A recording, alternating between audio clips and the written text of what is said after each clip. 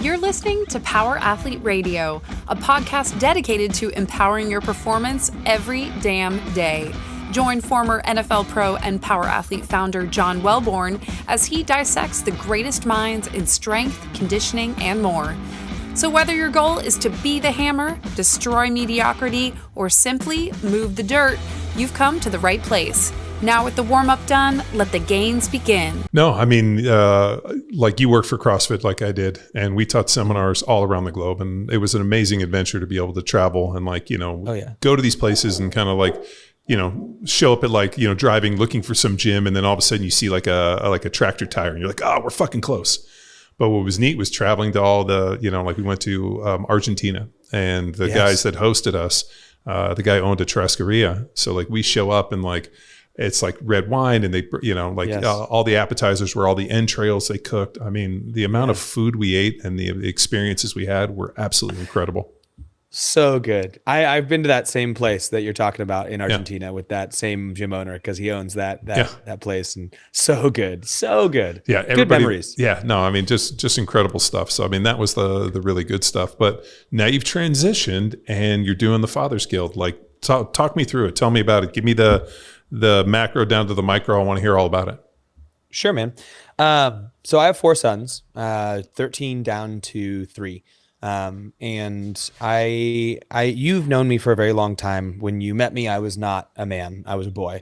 But you still did have a good beard. So I kind of assumed you were a man because you've been rocking a beard for as long as I've known you. It was, what's funny is my beard came in when I was 22 years old, 23 years old. It was kind of late, where all of a sudden I had all this facial hair, but it stayed ever since. So I appreciate you complimenting my beard. But the most confronting bit of life that I've had is having children. I found an amazing woman and got married to her in 2012, and that really rocked my life. And then all of a sudden we had a kid. I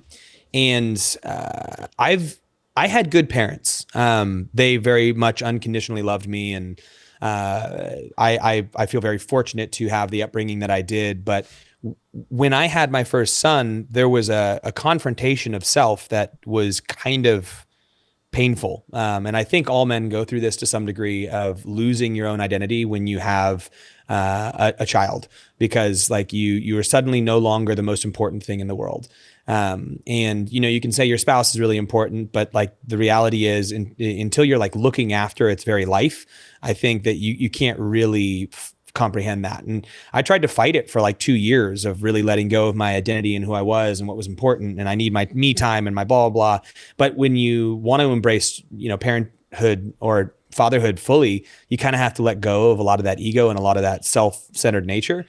And I did eventually, and had another kid, and then another kid, and another kid. And I found myself finding so much depth and meaning and purpose and reason to grow and reason to change and reason to live just as a higher quality human being. And I get so much joy from being a father. It's been something that I wasn't expecting. I wasn't expecting to find so much. Yeah, just so much happiness and so much joy from being a father. And then I looked around at a lot of the other fathers that I knew, and they were struggling, really struggling. And I'm not saying that I don't struggle. It's just that they seem to struggle and then not have all the gratitude and joy that I had. And my kids are awesome, and my relationship with my wife is awesome. And I'm not saying that was because of me by any means, but there are definitely things along the way that I've that I've done intentionally. I've screwed up a lot and been ooh, I need to change that. This is my fault. What can I take responsibility for here and modify what's going on? So I tend to be a relatively introspective person, and found myself thinking a lot about how to be more effective as a father, and started writing about it a lot, and then making little videos about it. And the whole traction around it was I hate social media. I've hated social media for a long time. And I went away from it for a long time and was I'm not going to participate. But then I was it's not going anywhere. So I can either keep complaining, or I can put out something that I believe in. So I started a channel called the Fathers Guild, which is my thoughts on fatherhood and parenting. And I just started putting things out. the words resonated with men and people, and that account grew. And now I've found myself shifting a lot of my coaching, because I've been a coach for 20 years, and the last like 13 of that has been in leadership, into basically trying to assist fathers in becoming, to some degree, the hero that their kids already think they are, like owning their shit. Where's the disconnect? Like, that's kind of an interesting piece. I think about having children. I said this on another podcast, the two most impactful, from my point of view, the two most impactful things that a man will go through is, one, fathering children, and the day that you lose your own father and you realize that the cycle continues. So like, I had kids, in 2011, I had twin girls, and I'll also tell you this, I'll trade one girl for 5 boys. I think the effort of one girl is worth 5 boys. So I'll trade my 2 daughters for 10 boys, and I would gladly take them. I would like have my own basketball team if I could have 10 boys. Raising girls, because I didn't grow up with sisters. I grew up with all brothers, played in the NFL. So obviously I like around guys all the time. Having daughters has been really interesting for me. But I think those 2 moments of, one, fathering children is like one thing where you realize, like, one, these kids didn't ask to come into this world. For sure. Like, that's an interesting piece. And I realized, like, and you brought up a great point. You're talking about selfishness. Like, being a professional athlete requires you to be somewhat selfish. Being a father becomes very difficult if you're a selfish person. And you have to realize, like, one, these kids didn't ask to be here. 2, children are the most selfish beings on the planet, and you can't have 2 selfish people in a relationship. So like, if the kids, and they have to be selfish because they're fighting for resources, and they're young, and they just me. And like, as a parent, like, you have to be like, all right, like, it's their time to be selfish. I have to be unselfish. And then that moment where all of a sudden, your own father passes away, and you realize like, oh shit, like, I'm going to raise my kids to be in this exact situation. It's going to happen. And this is how this situation has happened for, since the beginning of time. But like, they're going to be in this exact same moment. And, my dad, it's funny, when my dad passed away, it was actually 8 years ago on February 28th. But I remember as I was sitting with him right before he passed away, I asked him, I'm like, I was talking to him about bucket lists and regrets and this whole thing. And I asked him, I'm like, are you nervous about, like the finality of death, because it's knocking on the door? And he goes, no, I like, you and your brothers, like, I would feel more nervous if you and your brothers weren't so switched on. Like, I know that, like, if I leave today, like, everything will be fine. Your mom will be fine. You guys will be fine. Like, I did what I was supposed to, preparing you for the day that I'm not there. And like, I looked at that and I was like, oh shit. Like, it's funny. I went to dinner with my brother last night, and he's in town. He's a basically CEO for like a big insurance company. And, he was sitting there, and we were just rapping, telling these old stories. And he's like, man, I feel like Dad prepared us for all this stuff. And I'm like, he did. Yeah. He provided us a lot of mentorship. He, provided us an amazing example of like what hard work looks like. And, it was hard on us in an interesting way, but like, it was just kind of this interesting dynamic. But, like, my brothers are both switched on, like, for me, I mean, we're all parents in this, and like, there's a interesting piece, but like, I feel like those 2 moments. And what's fascinating to me is that I don't think people realize the magnitude of either one. Like, totally, like, I'm sure you've run into this. People are like, oh, I want to be a better father. I go back to the Marcus Aurelius, like, don't argue about what a good man is, just be a good man. Everybody knows what a good father is. And a lot of us had shitty fathers, and it made us feel bad. And, there weren't good things. It's like all the time. I mean, I had shitty coaches from the time, like I was telling my son, like, he's got really good coaches in baseball. I had a baseball coach that used to sit there and, like, when I was 10 years old, drink beers. He had like a center cooler that he converted into a like an ice chest. He'd like drink like 6 beers and then come out and coach us, and just end up just being pissed and just hitting the ball at us as hard as he could, and then fucking berating us. And like, I know what asshole coaches were, because I had asshole coaches for the entirety of my life. It was a bunch of pissed off fathers who were mad at their existence and taking out on a bunch of kids. And, never wanting to, like, and I think my other brother made a good point where he's like, we all knew what bad coaching was. We all know what bad fathers are because we were around them. Like, why would you want to extend it? Or more importantly, use the bullshit of like, well, that's not how I was raised. Yeah. Well, that didn't make you happy as a kid. So why the fuck are you extending this thing? For sure. And that's been impactful for me. This episode of Power Athlete Radio is brought to you by the Business of Strength. Imagine making this your strongest business year yet, with more revenue, better systems, and a gym that practically runs itself. Sounds like a dream. But that's exactly what the Strongest Year Project delivers. It's a 12-month mastermind for gym owners, packed with one-on-one coaching, real-world systems, bi-weekly calls, and a roadmap to transfer your business from inside and out, just like they did at Varsity House Gym. Ready to stop guessing and start growing? Go to businessofstrength.com/attend and join the Strongest Year Project today. We interrupt this episode with a shameless self-promotion. Are you struggling to balance life and training? Let me introduce you to Grindstone. Punch the clock in the face with our most flexible training program designed to fit around external stresses. Perfect for the boardroom warriors, parents, students, and athletes looking to train while life has your axe to the grindstone. Claim a 7-day free trial by heading to powerathletehq.com/grindstone today. Now, back to the show.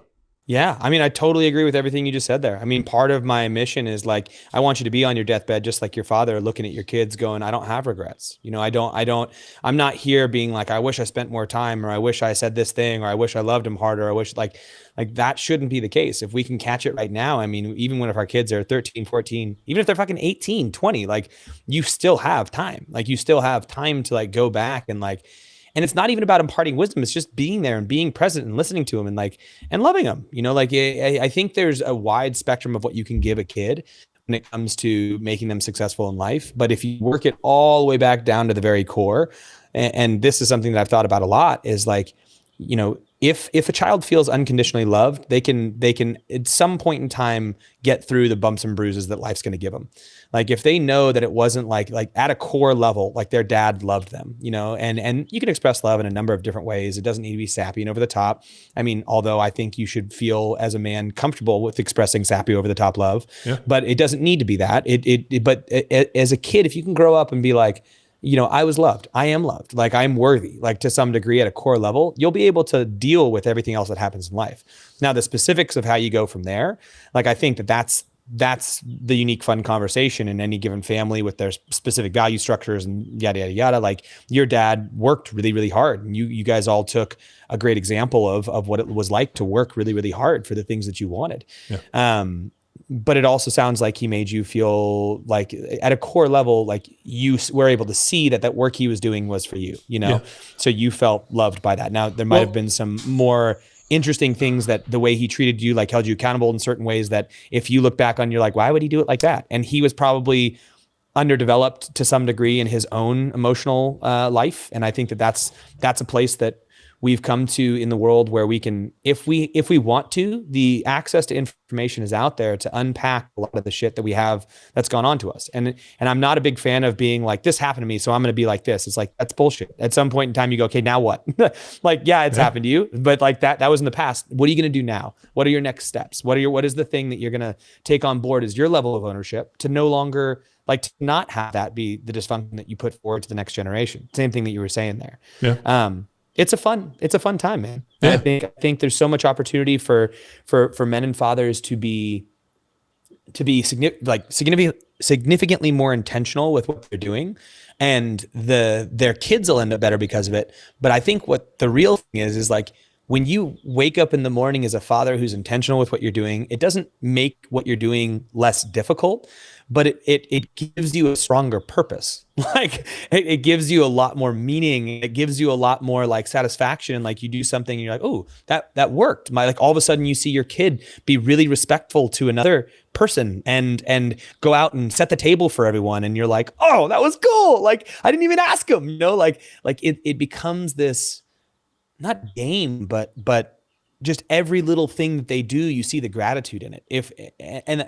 You're able to be grateful for it, I should say.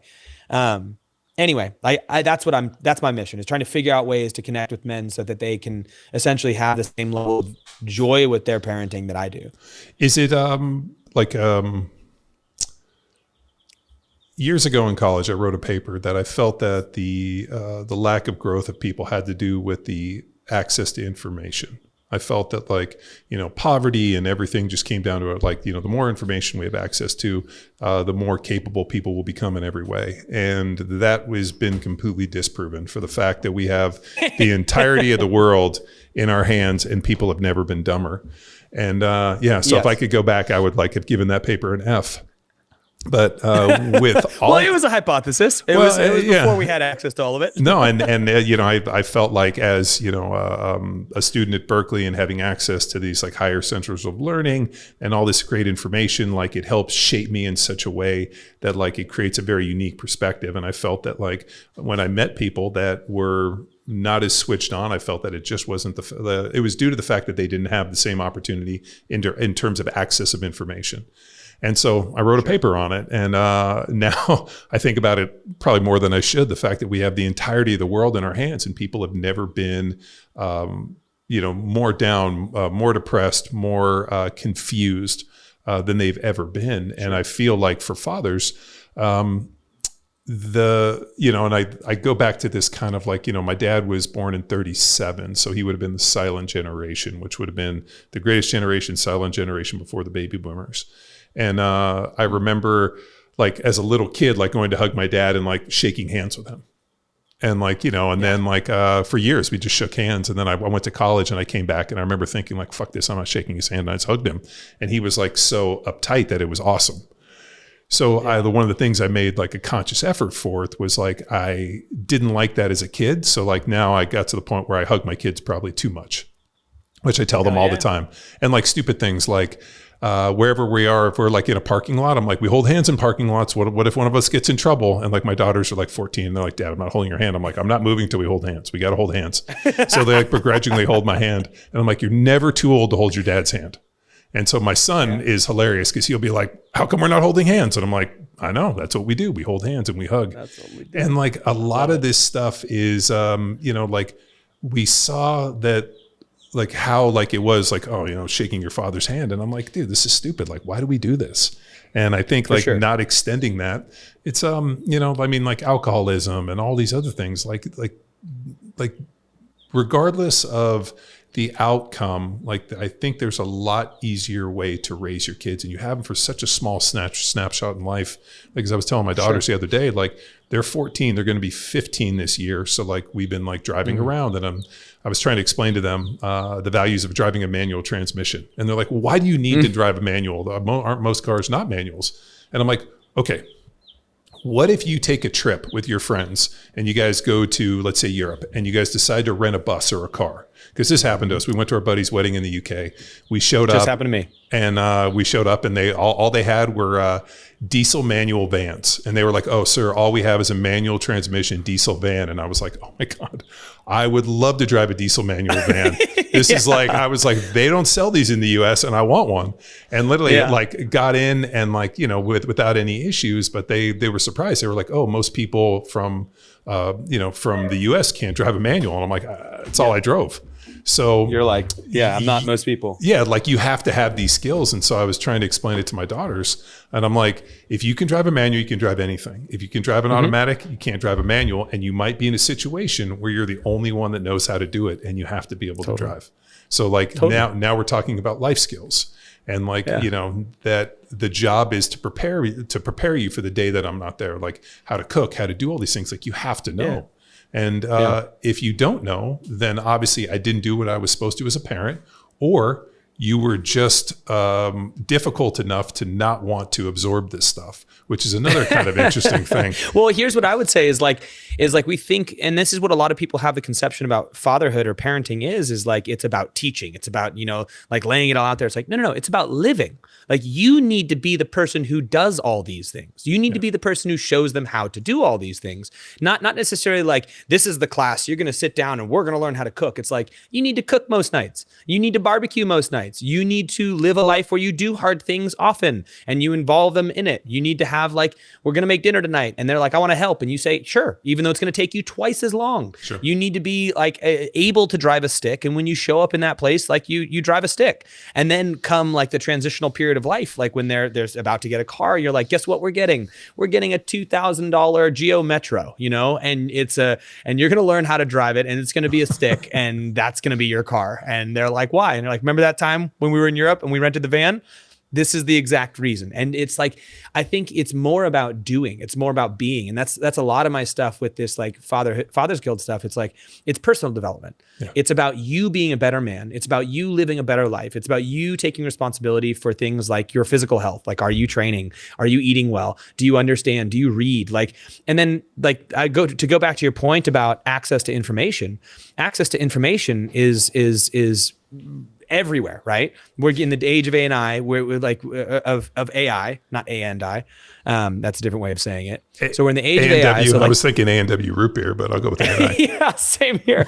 But I think what we're lacking with any of that is there's no action, right? There's no how does this play out? We're not going to go do. And I think that the real key to like using any knowledge that we have is action. And I think that that's probably what you had growing up, which was very different. You would read something, you would learn something, and you would put it into practice. You would try it. You would let it change your thinking and then act differently because you got more information. So you're like, it must be the information. It's like, no, it wasn't the information. It was the fact that you acted upon that information, is that you did stuff with it. You let it change the way you think. You let it change the way you act. And you actually were like, I want something, so I'm going to go do something in order to get that thing. Yeah. And I think we are in a day and age where there's a lack of action. Yeah. More access to information than ever before, but there's a lot of false action. Like sitting and scrolling on your phone is false action. Video games are false action.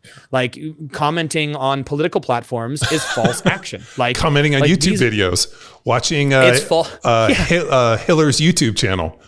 Is false action. Well, but here's the fascinating part is like that can inspire real action, but you need to be conscious enough to go, I'm going to now go do something. You know, like let's take this podcast. Someone listens to this podcast. They're like, yeah, those are all great things. But it's like, well, now what? What are you going to go do? How are you going to go do something different? You know, if we say something on here that inspired you to go, you know, teach your kid how to drive a stick, are you going to do that? Like you have to do that because it doesn't matter if you hear the thing. These are all like fake forms of I'm doing. And it's like, and I think that that's the biggest problem is we do have more access to information, but the human beings who thrive actually take action. Yeah. They actually do stuff. There's inherent meaning built into physical action that is very different than the consumption of information. And I think that is the big thing that I want to inspire fathers to do is like, they can watch my content, but it's like, I don't care. I don't want, like, yeah, I watch my content, but go do something. Go like, take your kids to the beach. It's not hard. You don't need to teach them stuff. You take them to the beach and you sit on the beach while they play in the water and they run up to you and you laugh and they laugh and you're not on your phone. Like, that's good parenting. Like, that's what it is. It's called being present. Like I think about being present all the time. And I mean, we're all guilty of it. Of course. The other one, and you know, we do our annuals deal where people buy an annual and, you know, they get a consultation associated with it. I love it because I get to talk to a couple hundred of our customers. And I did like, you know, 5 of them today before this call. And 15 minutes and I get to just rap with people. And what I've come to the conclusion is a lot of people just need permission to do stuff. Yes. And so like a lot of like, hey, I'm thinking of doing this. I'm like, do it. Sounds like a great idea. I love it. How can I help? How can I facilitate this? Yeah. And I think the difference for me is one, I'm not afraid of making a mistake. And I never wait around to ask for permission for anything. I subscribe to the I'll ask for forgiveness much more than permission piece. Which also makes it very difficult to be married because I feel like my wife's like, how come we didn't talk about this? And I'm like, well, it just happened. I guess we're gonna, I'm sorry, you know? Yeah. So, but a lot of times I feel like people need permission to do something and they're, you know, but what if I make a mistake? I'm like, if you make a mistake, then at least you know what not to do. And we just, you know, like go 100 miles an hour this way. If you got to make a U-turn, make a U-turn, but like, don't be afraid to go. And I feel like there's a lot of angst and like, you know, this idea of like false launching and like, you know, what if I make a mistake? And I'm like, well, you're never going to know if you don't ever do anything. Right. And on top of it, you're never going to have a dope story. That's another one. My wife and I got into this recently. She's like, whenever my daughter plays club basketball, and so there's all these like overly bearing parents that want their kids. I'm like, she's fucking in 8th grade. Chill the fuck out. And these parents get together, and my wife's like, you're never very friendly. And I'm like, we don't really talk about anything. Like, they don't have any cool stories. They don't have any good adventures. Like what dragons have they slayed? They ask me what I'm doing. I'm like, I don't know. I just excavated a 70-year-old creek, and like, I run dirt work, and I'd like all these cool things. And like, what did you do today? Like, oh, I went to work and I sat behind a computer. And I'm like, that's it? You don't work out? You don't like, it's just, and she's like, well, you're not interested in that. I'm like, yeah, I'm sorry. I want to have engaging conversations with people that are like living life at 100 miles an hour and on, like when you were telling me about your house, like I was so excited because now when I go to California, I'm going to swing by and I want to see this place. You better, man. Yeah, I will. 100%. Like I'm planning my road trip, and I love to drive. Like I fucking hate airplanes for the fact that I love the speed in which it is, but you fly over things and you don't get to see what's there. So I like to get in the car and I like to drive, and I love to take road trips, and I listen to audiobooks. Like I recently did a long road trip, and I listened to like the Book of Enoch and like just all this like biblical stuff. And like, I listened to, like history and this, and it's just like, it's my time, because where else do you get to unplug where you can't check your phone? And, somebody's not asking you questions and there's not something to do and we got to go here. I can just get in the car and like plug in and listen to all the audiobooks that I haven't listened to, all the ones that I've downloaded, anything I'm interested in. And I just plug in, and like, it's my time just to think. And I get to go and I get to see amazing things, and I get to stop and like, so I've been planning this road trip. I got to go hunting, but I'm definitely going to swing by your place for the fact that like, that sounds dope. Like on a mountain, this and like, and one, I don't know if you guys realize, a pool of that size. So we have the pool in our backyard is 20 by 40. And we have a 40,000 gallon rainwater collection tank. And I basically ran a pump to fill that thing. And I used every single gallon. That thing's over 40,000 gallons. So when you said 70,000 gallons, I know exactly how fucking big it is. 10 foot deep, because I've built pools. So I was like, holy shit, dude, that's not a pool. That's like that's like a weird fixture moat / that's like something out of the Playboy Mansion to have a pool that big. And they don't build those pools. Like, no. Did you ever go to the Hearst Castle? Yes. Yeah. Do you remember that indoor pool they had? Yeah. Yeah, with the gold tiles and stuff. It's so amazing. It's like 100 by like 100. Yeah. Like that's the biggest pool. I walked into that and I was always like, so whenever, we're looking at pool, I'm like, man, maybe one day I'll get to build like a Hearst pool. Like that thing was incredible. Well, here's my dream down the road with this pool is I'll turn it into one of those living pools. So I'm going to blow out one side and put in like sand going into it and turn it into like an actual, like the ones that have the water that essentially filters itself. You got some feeder fish in there. You've got a couple of things because it's so big and beautiful. I put in a diving board on it. I poured a pad and added a diving board, which is super illegal. Yeah, but, dude, great. That's like, dude, they haven't. That is so 1970s, 1980s. We had a diving board, and and now they don't even sell those things anymore. You got to like go Craigslist them or find them. Exactly. So what was so funny though is I like. This guy I had met years ago, and I forget where I met him, but he's just like a pool guy. So and he's just a total Santa Cruz bro, really great dude, but just a Santa Cruz bro. Like wears the shorts that are probably pants. They're like down past the knee, like down into the thing, and just the sideways hat down to here, like, but just the nicest, loving fella ever. His name is Mike. And when I moved up here, I'm like, hey, does this pool, you think it's going to work? And he comes up, he's like, bro, yeah, no, this thing's sick. Like, and he's like telling me all about the pool. And so he's always come and like help me with stuff. He's like, oh, I got an extra filter. You can do this and blah, blah, blah. Cause no pool guys want to come out here. So now I'm really good at doing pools, which, having a beast like this, pools are a pain in the ass. I was having anxiety just thinking about you fucking trying to shock this pool and be able to maintain it. There's no way. So bad. So he's like, dude, I got an old diving board. You want it? I'm like, yeah. So he brings up one of those old like stiff diving boards. That's the little V into the thing. And so I have this at my house forever. I need to pour a pad. So I'm because I was going to drill it into the ground, but it's all brick. And I'm like, there's no anchor that's going to hold this. Like the physics of a diving board is like that torque on the end. Yeah. It needs to be bolted down so hard. So I was like, screw it. I'll pour a pad. So I poured this, I think it's like 6 foot by 8 foot, like 3 foot deep pad or two foot deep pad, not 3 foot deep, and with like welded rebar core, like the whole thing. The actual steel that's coming out that I'm anchoring it to is welded to the frame of this. I did a double pour to get it all the way to the top. Like it was just, and then dug it into the concrete and then anchored overkill. That down with epoxy. Yeah, that's overkill. I love it. It's way overkill, but I built it. I anchor it all in there. It's like months of project, like to do it, let it all cure. I bolt the diving board in, and my boys jump off it a couple times and they're like, yeah, it works, Dad. And so I'm about to do my first dive on it. And I walk out to the end and I'm like, check it out, everybody, swan dive. And I hit the front of the diving board and shatter the diving board in half. Just like it had rotted through its core, and the fiberglass was just around this rotted layer of wood, and just very first jump, just snapped it straight in half and like straight into the water. Everyone's like, oh, and then the kids are pissed because I just broke the diving board. And I ended up then buying a new deck, because you can buy the decks. You just can't really buy a whole diving board. So I bought the deck, replaced the deck, and we were good to go. So now it's a pretty much new diving board. But you're right. It's like you don't install these anymore. Yeah. And when I do these retreats, part of it is like because I do retreats at my house, father's retreats. And part of it is we do a workout in the pool, and we because I want to take people and get them a little uncomfortable. And part of it is getting weight from one side of the pool to the other. And it's like, I don't teach them how to do it. I don't do all this stuff, but it's like the discomfort that men go through of like, they can either drop to the bottom and walk across, or they can like shuffle across the side, and watching people struggle in this giant pool. I'm like, I'm so thankful that I get to do this for you guys. It's funny as hell to watch, but it's great to watch them like get on the other side of it and be like, oh, I'm alive.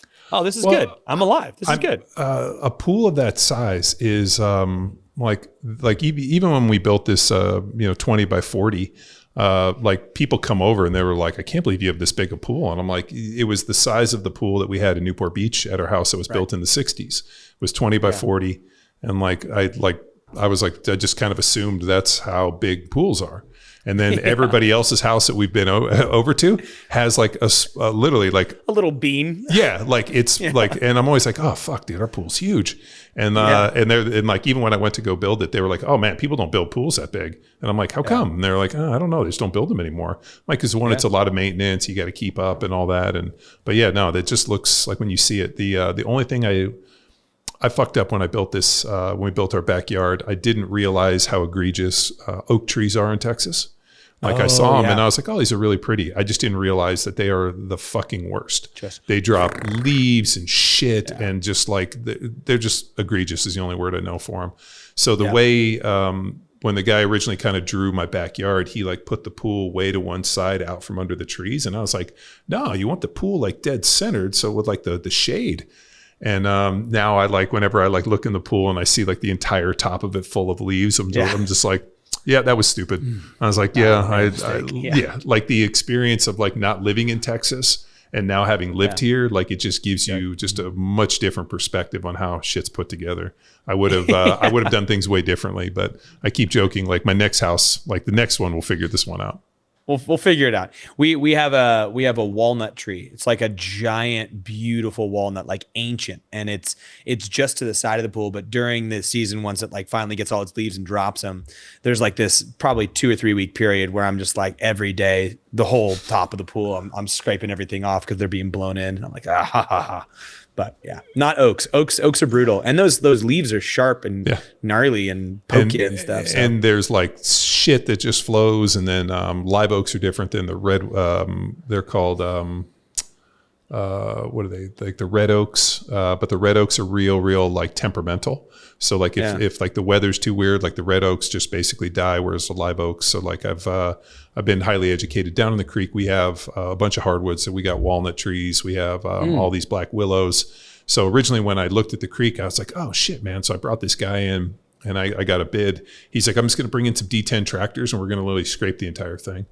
And I was like, oh, it's not a bad idea. And then my wife's like, you should probably call like an arborist. Like, we're not from around here. Like, maybe you call like an arborist to like give you an idea of like what these trees are. So I bring this arborist dude out and he's like, dude, you have species of trees that I've seen nowhere else in the hill country.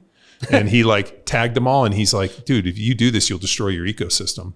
So I was like, fuck. All right. So I've been like going through, because there was invasive species. So I've spent the last bunch of years like killing China berries and just kind of like getting this thing kind of into the point now where like I could finally get to work on the creek, but it took a number of years to get to this point. So I'm pretty excited to see like the finishing of this project. And I was joking with my wife, like whenever we seem to, this happened in Newport, when as soon as we finished our house, we got a knock on a door and a dude bought our home in cash, and 30 days later we were gone. And so I've always had this feeling that if I get this done, like that'll happen again. But I was like, if it happens, we'll go somewhere else. I get like the itch every 7 years to move, and we've been here like 9 years. So I'm kind of like getting a little stir crazy.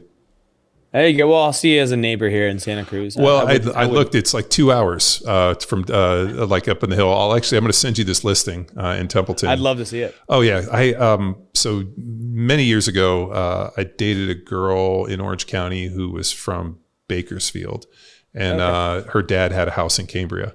And so we went up and checked it out, and I like fell in love with that area. And it was always like, man, if I ever like wanted to retire or like, won the lottery and I never had to do shit and all I had to do was just work out and hang out, I would live in Cambria. And so that's where I always kind of hit a pin. A couple of years ago, Matt Vincent invited me to go on a motorcycle ride for Indian. They were doing their new Epic Pursuit bikes. And so we flew to San Francisco and we rode bikes down to Joshua Tree over like 8 days. And as we were driving through Cambria, I was like, fuck, like this is, for me, I think like one of the most beautiful places I've ever been. So.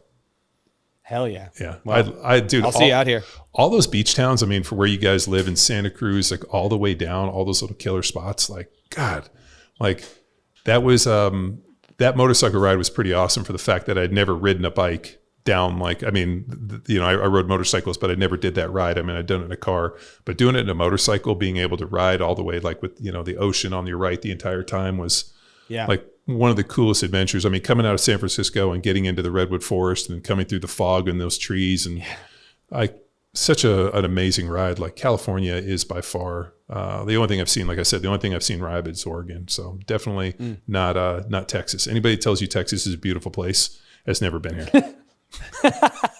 Well, it's got its pluses. It does, but it's funny. Like people from Texas are like, "Oh, it's so beautiful here." I'm like, "Have you ever been anywhere else?" And they're like, "No." And they always have this one place. "Oh, there's this amazing place down in Big Bend." I'm like, "Yeah, it's 14 hours." Like, there's on the river in Austin. I'm like, "Okay, so there's a few spots." Like, but just it's an ungodly place, man.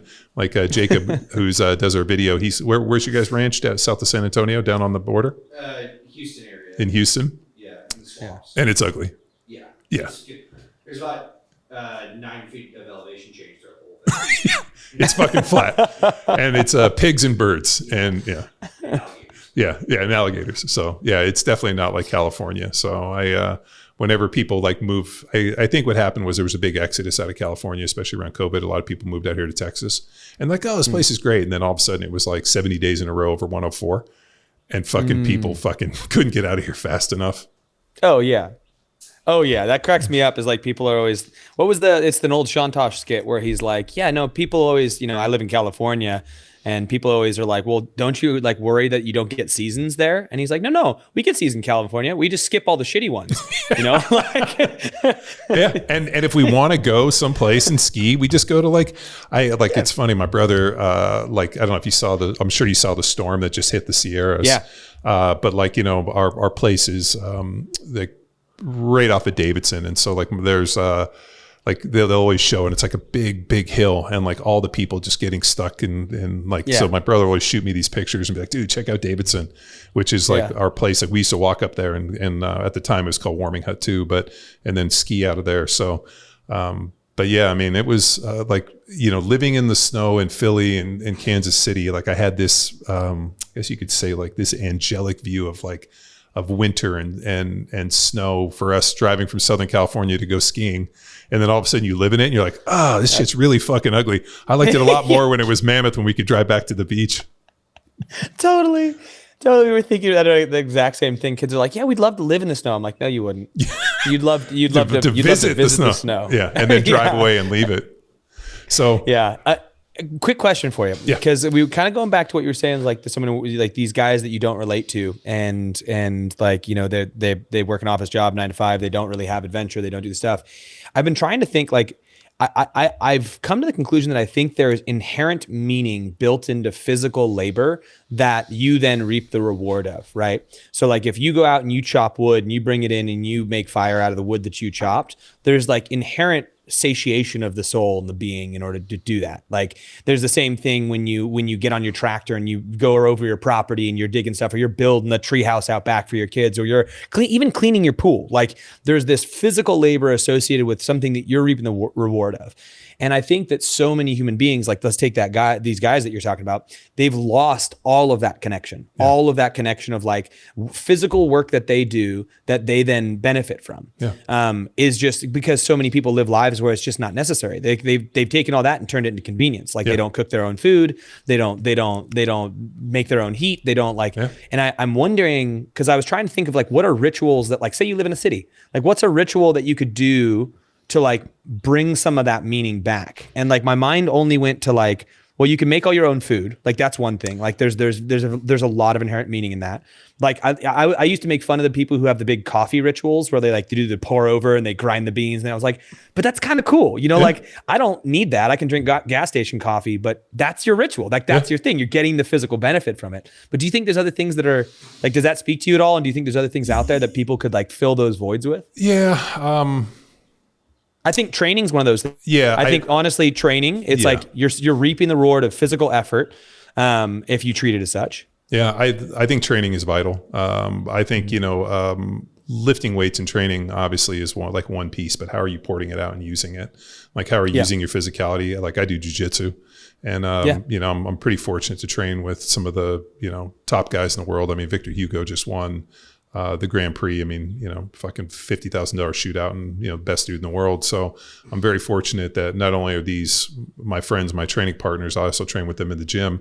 So everything that we're doing is like I'm prepping Philippe right now for ADCC, and he's got some fights coming up. So I think being a part of something bigger, and for me, mentoring some younger guys and training with them and training them for it's been really exciting. So I think that there's, training, obviously there's some use of it in physicality, but I mean, same thing. I cook all my own food. Every Sunday I go shopping, and I have never had food delivered.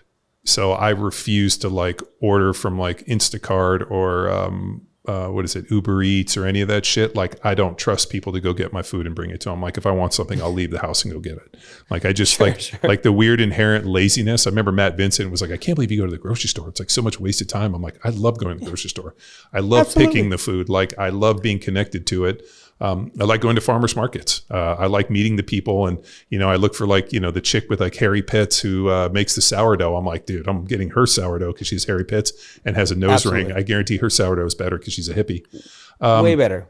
And so I like that connection when I like to cook. But I also like so for this project, I had to hire some guys because obviously it was too big for me. But like I need to be able to do this. And like, I dragged logs and dragged logs out of the creek the other day and was like cutting wood with these dudes. And I run like 2 different chainsaws. So like when one gets hot or dulls out, I have a second one. And so, I let the one dude or the guys run my chainsaws, and like the dude totally hit the ground and dulled it, but I got a blade and like replaced it. So like the ability to not only do dirt work, but like all of this stuff. And when I talked to people about it, they were like, so wait a minute, you run an online company and do performance training and do all this stuff. And in your free time, you fucking choke motherfuckers out. You train dudes, you like weld and fab, and like, dirt work and this. And I'm like, I have a lot of things that I like to do. And I have a lot of skill sets, and I don't watch TV and I don't sit around. If I doom scroll, I do it for a few seconds and look at things. But I realize that like, if I'm living my life by watching this little black screen of other people living their lives, I'm not living mine. And like, and then the other weird thing, and I think you probably get into it, like I feel like a weird obligation, like, and you have to do it for your business. Like we have to share to a certain extent. But I don't really like sharing my life with people I don't know. And like, it's a weird thing that I get into with social media. Why is that weird? Well, that's great. No, but if you think about like, so my son was showing me these guys that are streamers, where they had people follow them with cameras 24 hours a day, and like people can click on. And I was like, Cashy, how do they make money? He's like, well, people give them donations. I'm like, they give them donations by like watching their lives. So they're sitting at home, not living theirs, living vicariously through other people and like voyeuring their lives. I was like, Dude, that feels so vapid and so empty and so broken. Like, I want to live the most rich, exciting life. And I take pictures of things, but I only show them to my friends and people. Totally. Like, I was at dinner with my brother last night, and I was like, we were going through all the pictures and stuff. And he's like, how come you don't put more of this shit on social media? I'm like, I do a little bit. Why? But why? Why would you? Like, yeah. That's the thing. It's like, so you said we kind of have to do it. I don't think we do. So I think that I have 3 social media accounts, right? I've got my personal account, I've got my coach's account, and then I've got my Father's Guild account, and I'm all in on the Father's Guild account. But I started not posting on my personal because I'm like, what is this for? Like, this is like, I don't need anyone to know what my life like. And well, if you want them to know, account, you share it with them. Like, if you were to text me and you would be like, hey, John, I'm doing this and this and this. And like, if I had the ability to like help you, or if I was in California, and I'll be like, no problem, I'll show up and we'll fucking do it together. That is more Exactly. rich than you posting a picture and like ask, like, I just, it feels like, I think what just kind of dawned on me within this podcast is the fact that like what you're trying to do is like teach fathers to take action and stop like watching other people take action. Like, absolutely. Like, go, be, achieve, like do something epic. Absolutely. And if you fail, who cares? Like, we'll figure it out. But like, like the age old, like, I don't want to die without scars, like, Fight Club thing. But like, it's, I see you got tattoos on your on your, you have sleeves, and like people always ask, like, because I got tattoos too, like how are those going to look when you're older? And you're like, I don't know, I don't really fucking care. I was like, yeah, like, what do you fucking? Well, but they were part of a good story, and they were a time in my life when I got them, and there's an epic story behind them, and like, but like that's what I realized is, and I think this is where my wife and I were battling, and I was like, I just want to hang out with people that do epic shit and have fun stories. Like, if you don't have fun stories, you don't do epic shit. And she's like, well, you're only interested in the stuff you're interested in. And I'm like, no, I'm interested in fun stuff. I like to lift weights. I like to fucking choke people out. I like to cook steaks. I like to like fucking hunt and do things. I like to do all the cool shit. Like, and if you don't like to do that stuff, like, I don't know what other cool shit's out there, but if there is, talk to me about it. Yeah. I mean, I'm super, and I love that you've set that boundary for yourself in your life, and you go like, this is what I want to do. And like, there's no reason to do something different. Like, what you've found this direction. Like, your wife can say that you should do this all the time, but you're like, but it doesn't matter. Like, I found what I want to do. I found the type of people I want to hang around. Now, like, I teach level 1s and level 2s still. So I'm always traveling and I meet people. I find people intriguing, period. Like, I like talking to people who I have nothing in common with and figuring out like, what is it you do for work? Like, I find people super interesting. Like, what is, oh, you do that? Like, but you like it. So you like sitting in an office and that's joyous for you. Like, oh, yeah. So what exactly does your job entail? Like, yeah. Well, so like, I find people fascinating, but I would never be their friends. Like, same sort of deals. Like, you and I wouldn't, not you and I, actually, you and I probably would spend time together if we were closer, because I enjoy what you do, like, whereas I don't think there's any reason to continue to entertain like the idea of being friends with someone who you have nothing in common with. Like, there's no, like, and we can have different things that we like, but it's like, I totally agree with you on that. Yeah, I don't know. I find it fascinating listening like to people who don't take action, who don't like go out there and do stuff. The whole social media world, like, or that's the one that really gets me, is like, social media is there. And I was breaking it down the other day in my own head, is like, okay, there's 3 people on the platform, 3 people on social media. One is people who have a message. They're there because they want to spread a message. And I would argue that's what Power Athlete Radio is. That's what you do. That's why you're on social media. Is like, I've got a message to spread, so I'm going to do what I can to spread this message. And then 2, there's people who are there who are just there for attention. They're like, I need attention. I need validation. And you can see these people. They're like, I want attention, and I'm going to post half a naked photo of myself, or I'm going to say really controversial stuff. I just want attention, like, just for whatever reason. And then 3 is people who pretend they have a message, but all they want is attention. And so like, they've got these really hollow frameworks of messaging around, like attention grabbing stuff and whatever it is, but it's just attention. And I'm like, I'm just on social media to spread a message. That's the only reason I'm there. So, and I made a post like this the other day where I was like, dude, if this is your highlight reel, because people are like, don't believe what you believe on social because it's a highlight reel. Like, you see the worst of my life. You see literally nothing of what makes my life good, because I'm not on social media so you can see how good my life is. Yeah. I'm here to talk about something I care about. Yeah. And this is the platform to do it on. And I have to frame stuff in a way that other people are going to hear it. So maybe I'll put some B-roll of me having a good time with my kids over a message I want to say, but only because when I post it with me just talking to a camera, you guys don't listen. The algorithm doesn't push it. So there's a game we have to play. I get that. But the only reason I'm there is like, you're seeing, like, just like you said, like nobody sees what actually makes your life great. You might talk about it on here occasionally, but in order to know that, like you're busy living it. Yeah. Which is why I'm so skeptical of people I see online who are living really good lives, like on the internet. And I'm like, oh, interesting. Yeah. My guess is behind the scenes, you are not. And like that, and that this is your facade, because you don't see, like, you want your social media to be the worst part of your life. Like what people see on there is the worst. And then what you are in real life, they meet you and they're like, wow, this guy's smart. This guy's clever. This guy does so much stuff. This guy lives such a good life. And that doesn't even come across on social. That's my vision of how I see social. Yeah, no, it's weird. And the fact that people are so clued in on like, I don't know. I mean, I wonder if it's by design or if it's just, it's totally by design. Like you think about like, I wrestle with this. Is it like nefarious where there's some like evil dude in like an underground lair who's planning all this? Or is it just like a whole bunch of people who just were, like the fucking, lucky idiot where like this thing just happened and next thing you know, and it's like, I don't know if it's by design or if it's just what we've grown into, but I feel that it's a massive distraction and that it's easier to like, what was that movie Surrogates with Bruce Willis, where like, you basically purchased like a human body and you were just at home and they would go out and do everything for you. And people got to the point where they were so agoraphobic that they weren't leaving the house because their surrogate was like good looking and in shape. And then these people were at home just like, oh, I don't have to get out. I can stay in my pajamas and be a disgusting fucking person. And like they got to the point where like, Bruce Willis was like, I'm going outside. And his wife was like, no, you can't. And he's like, I'm done with this. And like, that's kind of what happened where people, had these devices and they're living vicariously and doom scrolling.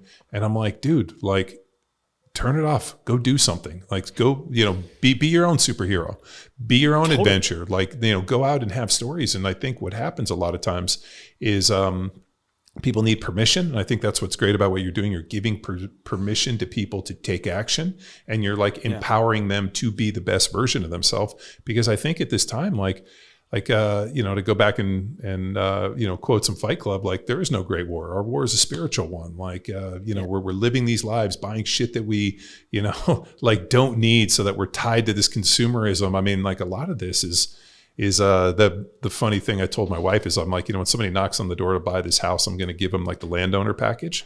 I'll be like, here's your tractor, here's your chainsaws, here's your mowers, here's all your shit. This is how many hours a week. I put a detailed SOP together. This is how all those systems work. I'll see you later. It just I guess it just comes down to like, what do people want to do? Like, how do you want to live your life? Like, I love that Matt Vincent goes, he does these travel things. He like takes people on these travel tours and he posts like the epic thing. Cause I get to live vicariously because, I'm at an age where, my son's playing baseball and my daughter's on club soccer and club basketball. My daughter plays on 2 basketball teams. So like our days are literally packed with like, basketball tournaments and this, and it's just kind of the season of life. And like, I looked at, Matt and Bonnie get to go on these epic adventures. And I tell them all the time, I'm like, dude, I'm so stoked that you guys are out there doing this. And I'm so stoked that you send me pictures. Cause like, dude, like in a perfect world, I would love to be there with you. But like the seasons of my life is not such. You guys are married, but you don't have kids. And at some point my kids will grow and I'll have these times again, but like, I'll never be able to go back and like relive this stuff. Yeah. So, yeah. And I think to speak to something, what you're saying there is like, I'm okay. If you're saying that this is what you want and you want to sit down and watch somebody else live their life through a computer, and you're like, I'm happy and that's what I want to do. Sure. Go for it, man. I don't think they are, dude. I think if they're telling you, they're lying. Like there's nobody that's happy living their life watching other people have fun. I agree with you, but I'm not talking to that person. because that person has already made this decision, right? It's kind of like porn. It's kind of like porn. Like, I don't want to watch other people have sex. Like, I want to have my own sex life.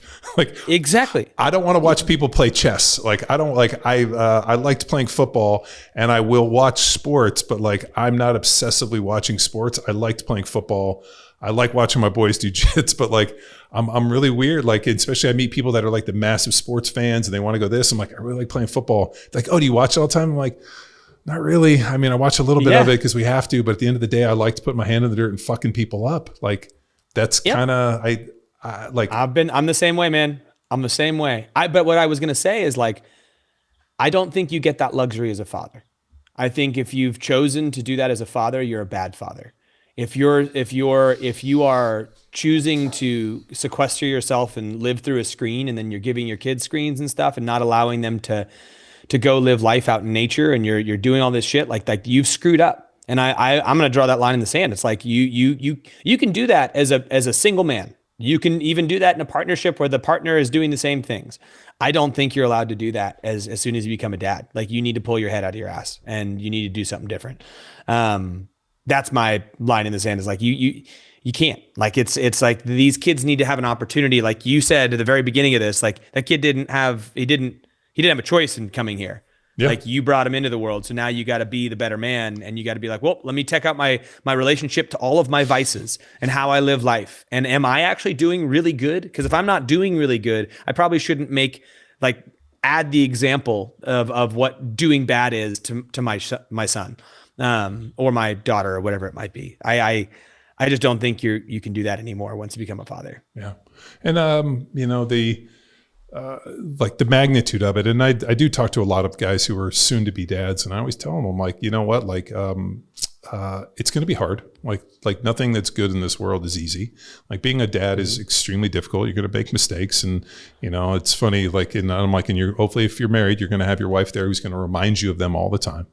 And, yeah. And, a good one does. Yeah. And, and then you got to try to be better. But I was like, there's certain things that you kind of have to hang your hat on. Like, I want my kids, I want my kids when they get older to tell stories about, their dad and like kind of adventures and this, like, my dad did this and this, like, what if it was just like, I don't know, my dad kind of went to work and looked at his phone a lot. It didn't really work out, didn't really do anything. I don't know. We just ordered some Uber Eats. He didn't really cook. Like, and that's like, that feels like it's more common than what we know. And I think that there's something to be said about like you said, like rituals. Like, I like to cook. I like to shop. I like to do a lot of different things, and I want to have a big skill set. Like, my son had a project at school where he and his buddies built a 3D printer.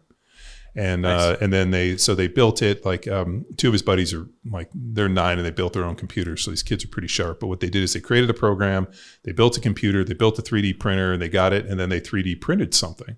And so in the report he was going through, and they asked him for his inspiration. He's like, my dad welds and he builds stuff in the shop.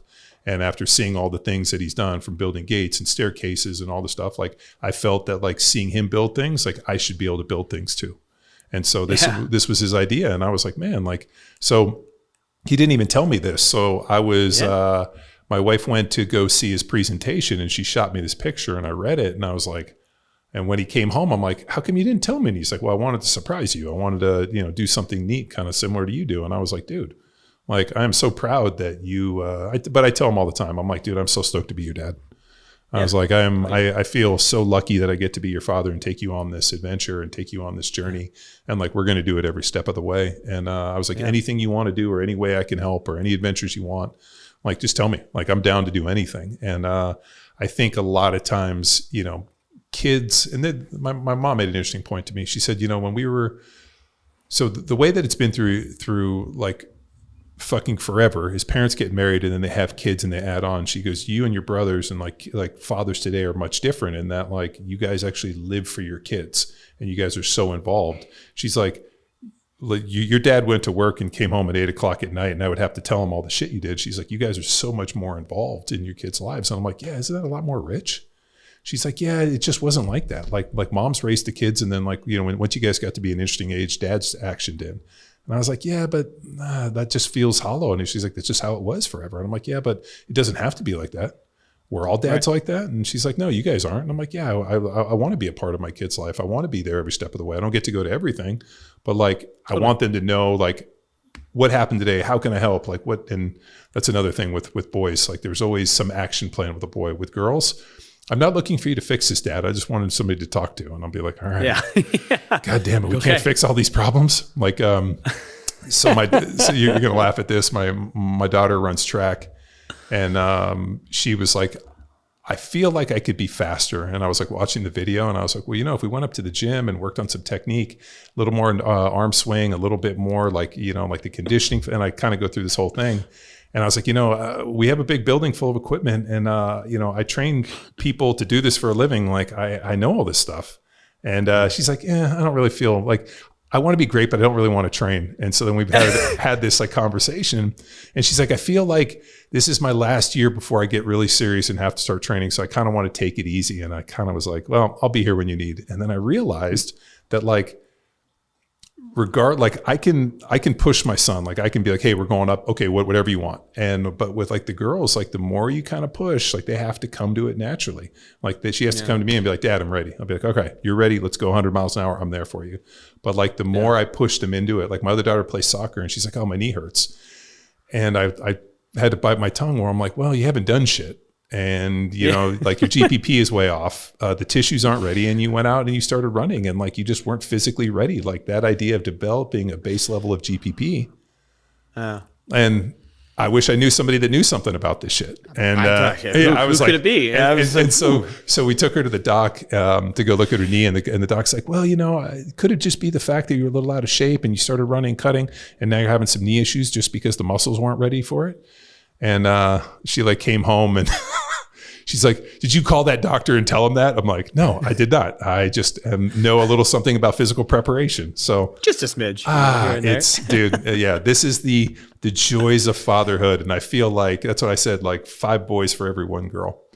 Well, I will never know. 4 boys is all I got, and I'm never getting that girl. Now, I would like to put it out there for fathers. Like I think people think, you and I are both very, to some degree, our lives have aligned to where we can spend more times with our kids. And that's amazing. And I'm so fortunate. I'm sure you're very fortunate for that. And I think there's certain things men can do, but I think that there's a reality to some people not being able to have all that time. And it is not necessarily about the volume of time. It's more about the presence of time.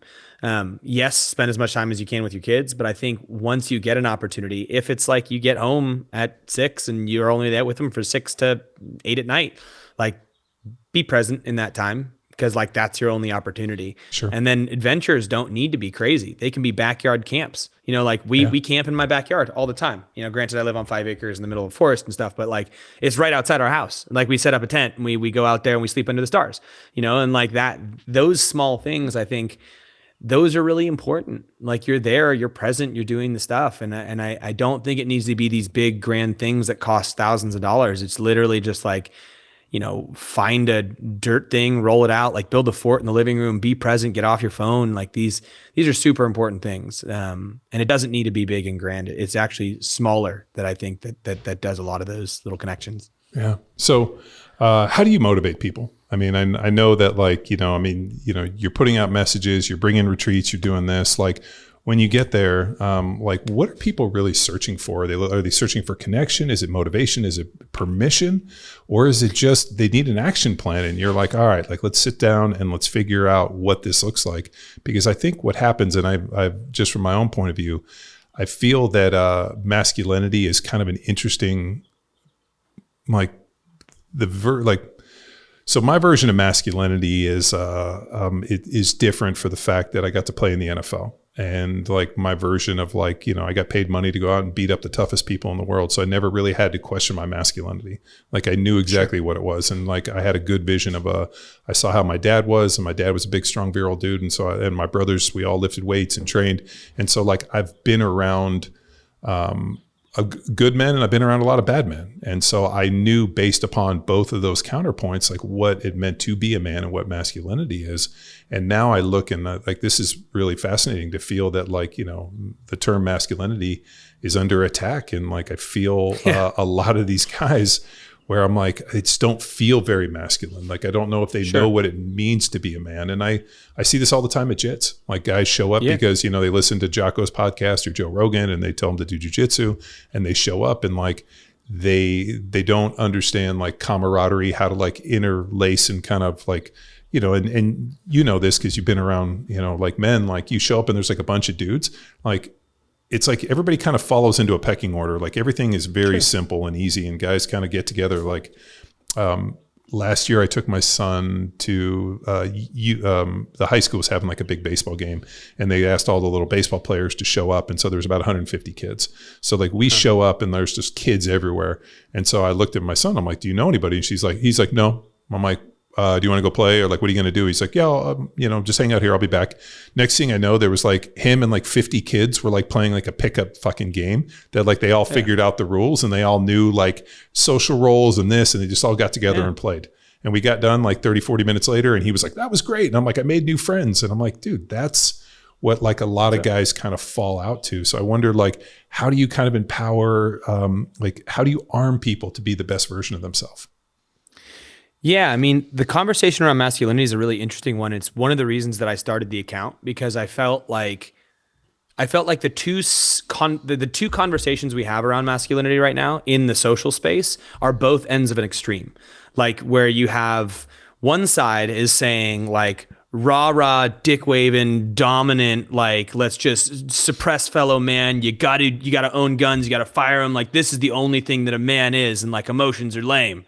And then the other side was like, be more effeminate, be more like a woman, and like you start to connect with your other side, because you're not gonna, like, that's what men need to do right now. And it felt like there was these two really loud, polarizing voices on either end. And I'm like, dude, there's a huge swath in between. Like I think you should be physically capable. Like, you should be able to move and jump and climb and run, and if you have to, fight and carry and like do all of these things that require aggression to some degree. You should have anger. It should exist inside of you. You should know how to like use it and let it off, and know that you can go to these places and be dangerous and all these things, you know. But you should also know how to communicate, and know how to be smart, know how to say I'm sorry, and know how to like express love. And like, so I think that's an interesting one for me too, is when I look at a guy like you've spent your life beating up on other men.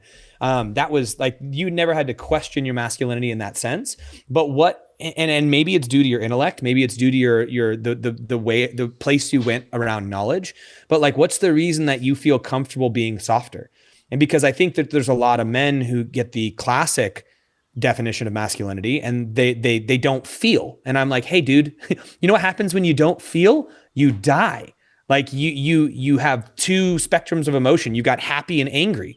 If you don't learn how to express and connect with other parts of your body, you're going to die. Like that's part of it. And you're not going to feel all of these other things, like, you know, fear and anxiety to some degree, and a little bit of discontent and sadness and hope, and like all of these other emotions that exist and enrich life to some degree. Now, do you dwell in those? No. But should you be able to have access to them? Yeah. So what for you as a man, because I'm not even answering your question, but what for you like allowed you to feel comfortable in being like, I'm going to hold hands with my son in this parking lot. I'm going to do this, like, because your dad wasn't that. So like, why did you get to do that? I don't know.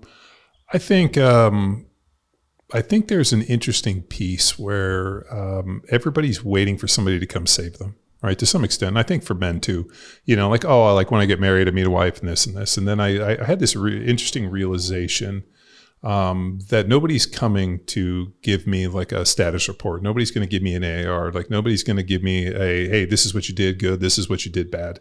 Like nobody's like silently doing it. And to some extent, like your wife's just trying to live her own fucking life and, you know, keep it all together. Yeah.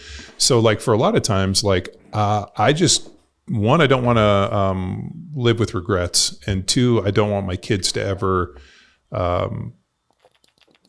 like look back and think like, oh, you know, my dad was disconnected or this. And like, whether or not I'm able to connect with them, I won't 100% know until later. Like, this is kind of interesting. Like we don't really know the effect we have on people until farther down the road. Like, you know, you know, like as my dad was passing away, like, I mean, I made sure to always tell him these things, but like the thing that my dad was legitimately My dad was a fan of us. He was a fan of the things that me and my brothers did. And he always wanted to hear about it. Like, tell me the fun stuff. Like, what did you guys do? And he used to laugh and was just so happy to know that we were out there doing fun things. And like, living vicariously, like he came to football games. And even though he didn't really play football, he like loved to hear the stories. Like, hey, what, I saw this, what happened?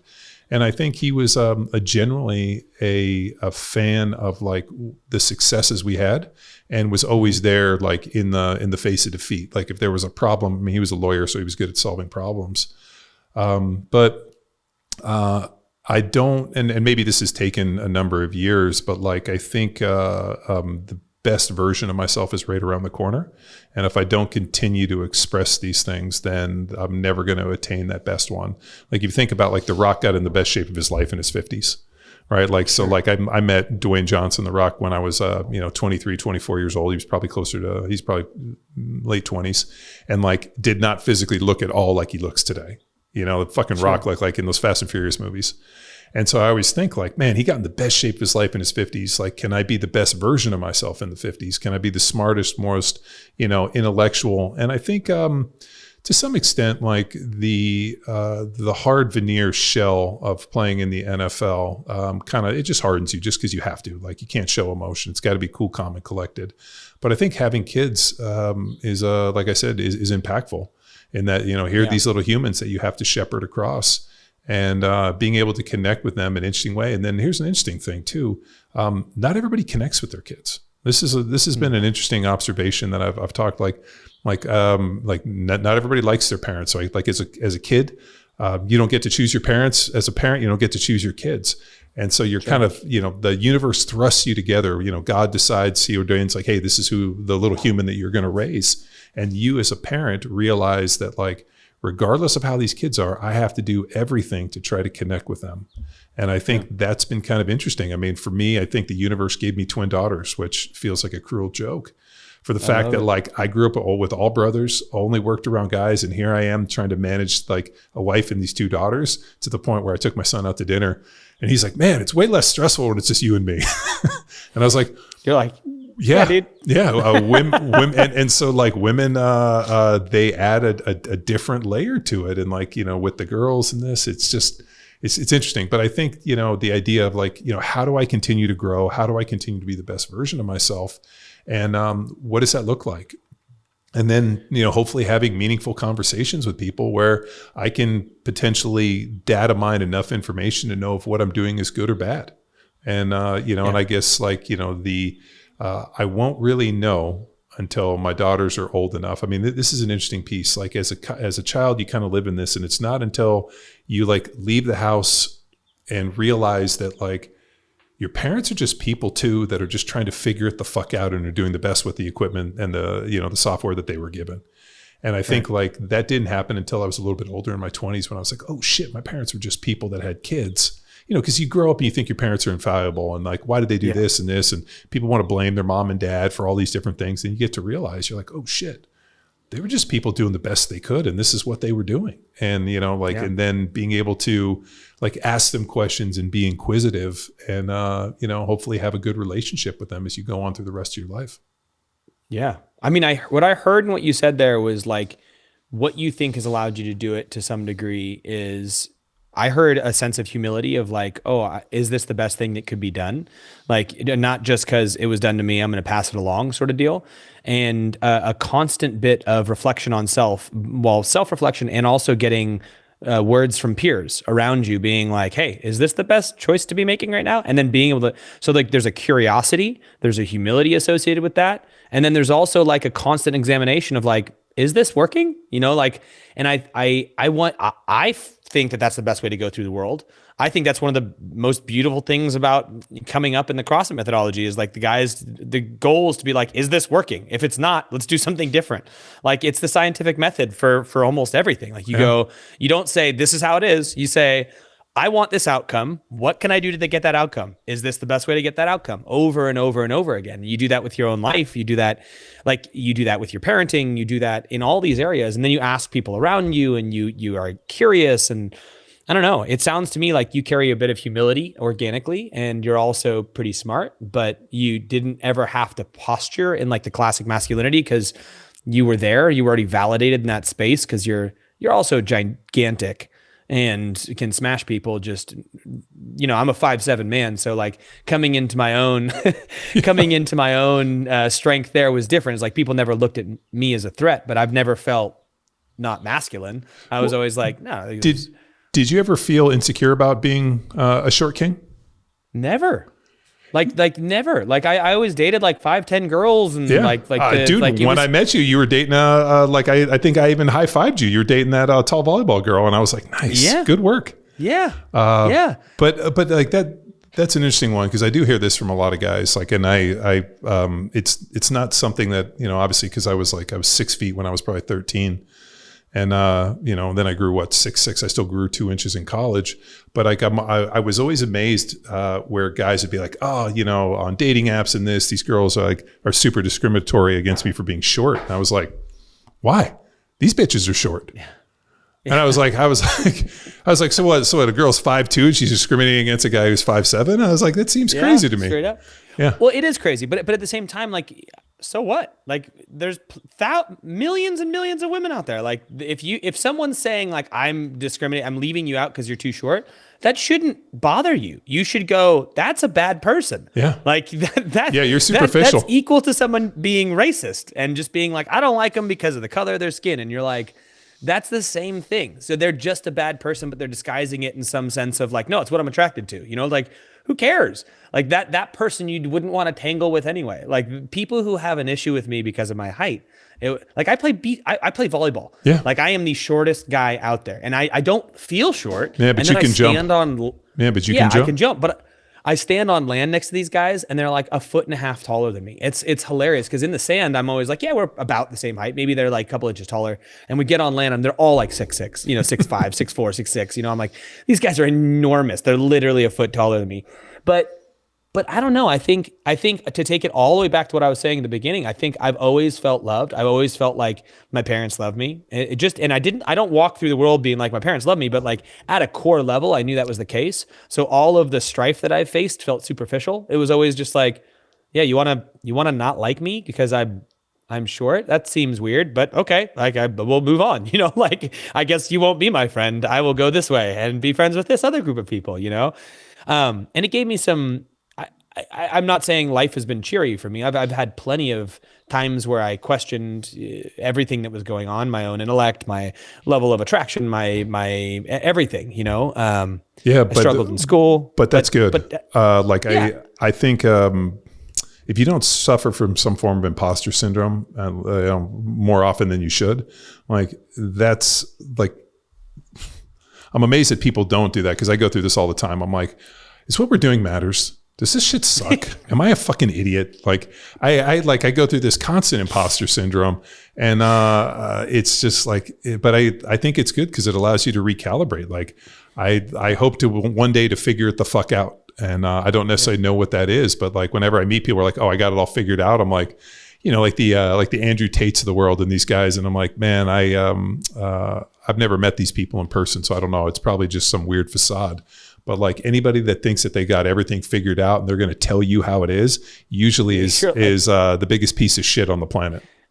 Easily the biggest piece of shit. And you know, people could construe some of the stuff we're saying as forceful and this is how it is, but I am always open to being very extremely wrong. And you know, I've got a very strong sense of why I do what I do. But if you present me some compelling evidence that what I'm doing is not working to do the things I want it to do, I'd be like, oh, okay.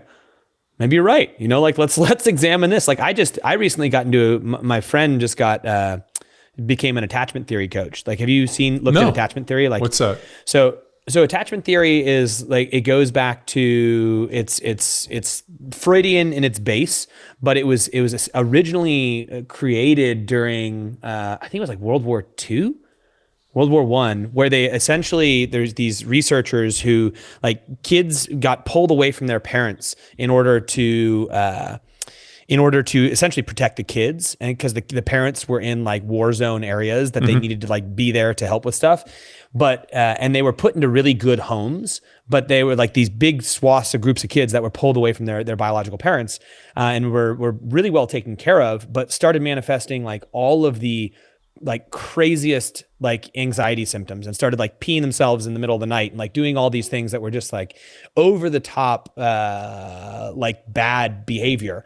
And it was, and they basically came to the conclusion through studying this that there's these different forms of attachment that get bonded into kids throughout your childhood, and based off of the security of the attachment you have with your parents. And they figured it was worse for the war to have these kids away from their kids than actually losing the like number of people that we did in war. Wow. I'm very poorly going over this study, but my grandfather, this is interesting. My mom's dad, he grew up in Liverpool, and during World War I, they basically took all the kids and put them on boats and sent them to Canada. So like the Germans were bombing, they thought they were going to invade, so they had to get the next generation out. So he was like 10, maybe 10, and his brother was 12. They basically put them on a boat and shipped them to Canada, and they lived in an orphanage in Western Canada. Like they like left their parents behind, left everything, and it was just him and his brother. And then their other brother went and fought in the war, and then ended up like getting over to Canada, and that's how our family got there. But like basically like left at 10 years old and never saw his mom and dad again. And they just sent them to live in an orphanage in Canada because they were so nervous the Germans were going to come. They were sleeping in like subway tunnels and like this, pretty harrowing shit, but like kind of, as you're talking about it, kind of similar to that. Yeah. And you imagine what comes out of that, right? Like what do these kids grow up in terms of like what are and the attachment styles are essentially how you view love and how you feel loved and like all these other things. But the different styles, and I'm not going to speak to it perfectly, but the different styles are there's anxious attachment, anxious attachment, avoidant attachment, and then there's like anxious avoidant, and then there's also like healthy attachment. Mm-hmm. But like a lot of men who had pretty bad childhoods will grow up and become anxious or avoidant attached, where an avoidant attachment is centered around like as soon as you start to feel love and it's like starts to feel like real, you immediately feel like there's danger there, because whatever love that you were given as a kid, there like was either it was conditional or it would get pulled away from you or you lose that love. So there's this avoidant nature that you have to it, to where like as soon as it gets real, you hold it at a distance. So if anyone starts to really love you, you either sabotage it and you bomb it, or you just hold it at a distance. And these types of men tend to find themselves like really wrapped up in work. Like they find their validation through working a ton, and they're like, I'm providing, I'm doing the stuff, like my validation is in like how much money I make and all these other things, but they can't hold relationships and they have shit back and forth with their family, and they're avoidantly attached and it feels really uncomfortable to actually be loved or to be close. And these are the types of people, like the classic avoidant attachment. The phrasing is like they'll have these series of like 3 or 4 or 5 month relationships, and all of a sudden you'll hear the classic statement they make is, it just got too intense, so I had to end it. And that's them actually starting to feel loved in that time, and their body just can't, like they literally have a neurological response to being loved that way, to where they have to get away and they push. And then there's anxious attachment, which is the reverse of that, which is like you're so nervous that you're going to lose it that you cling on tighter.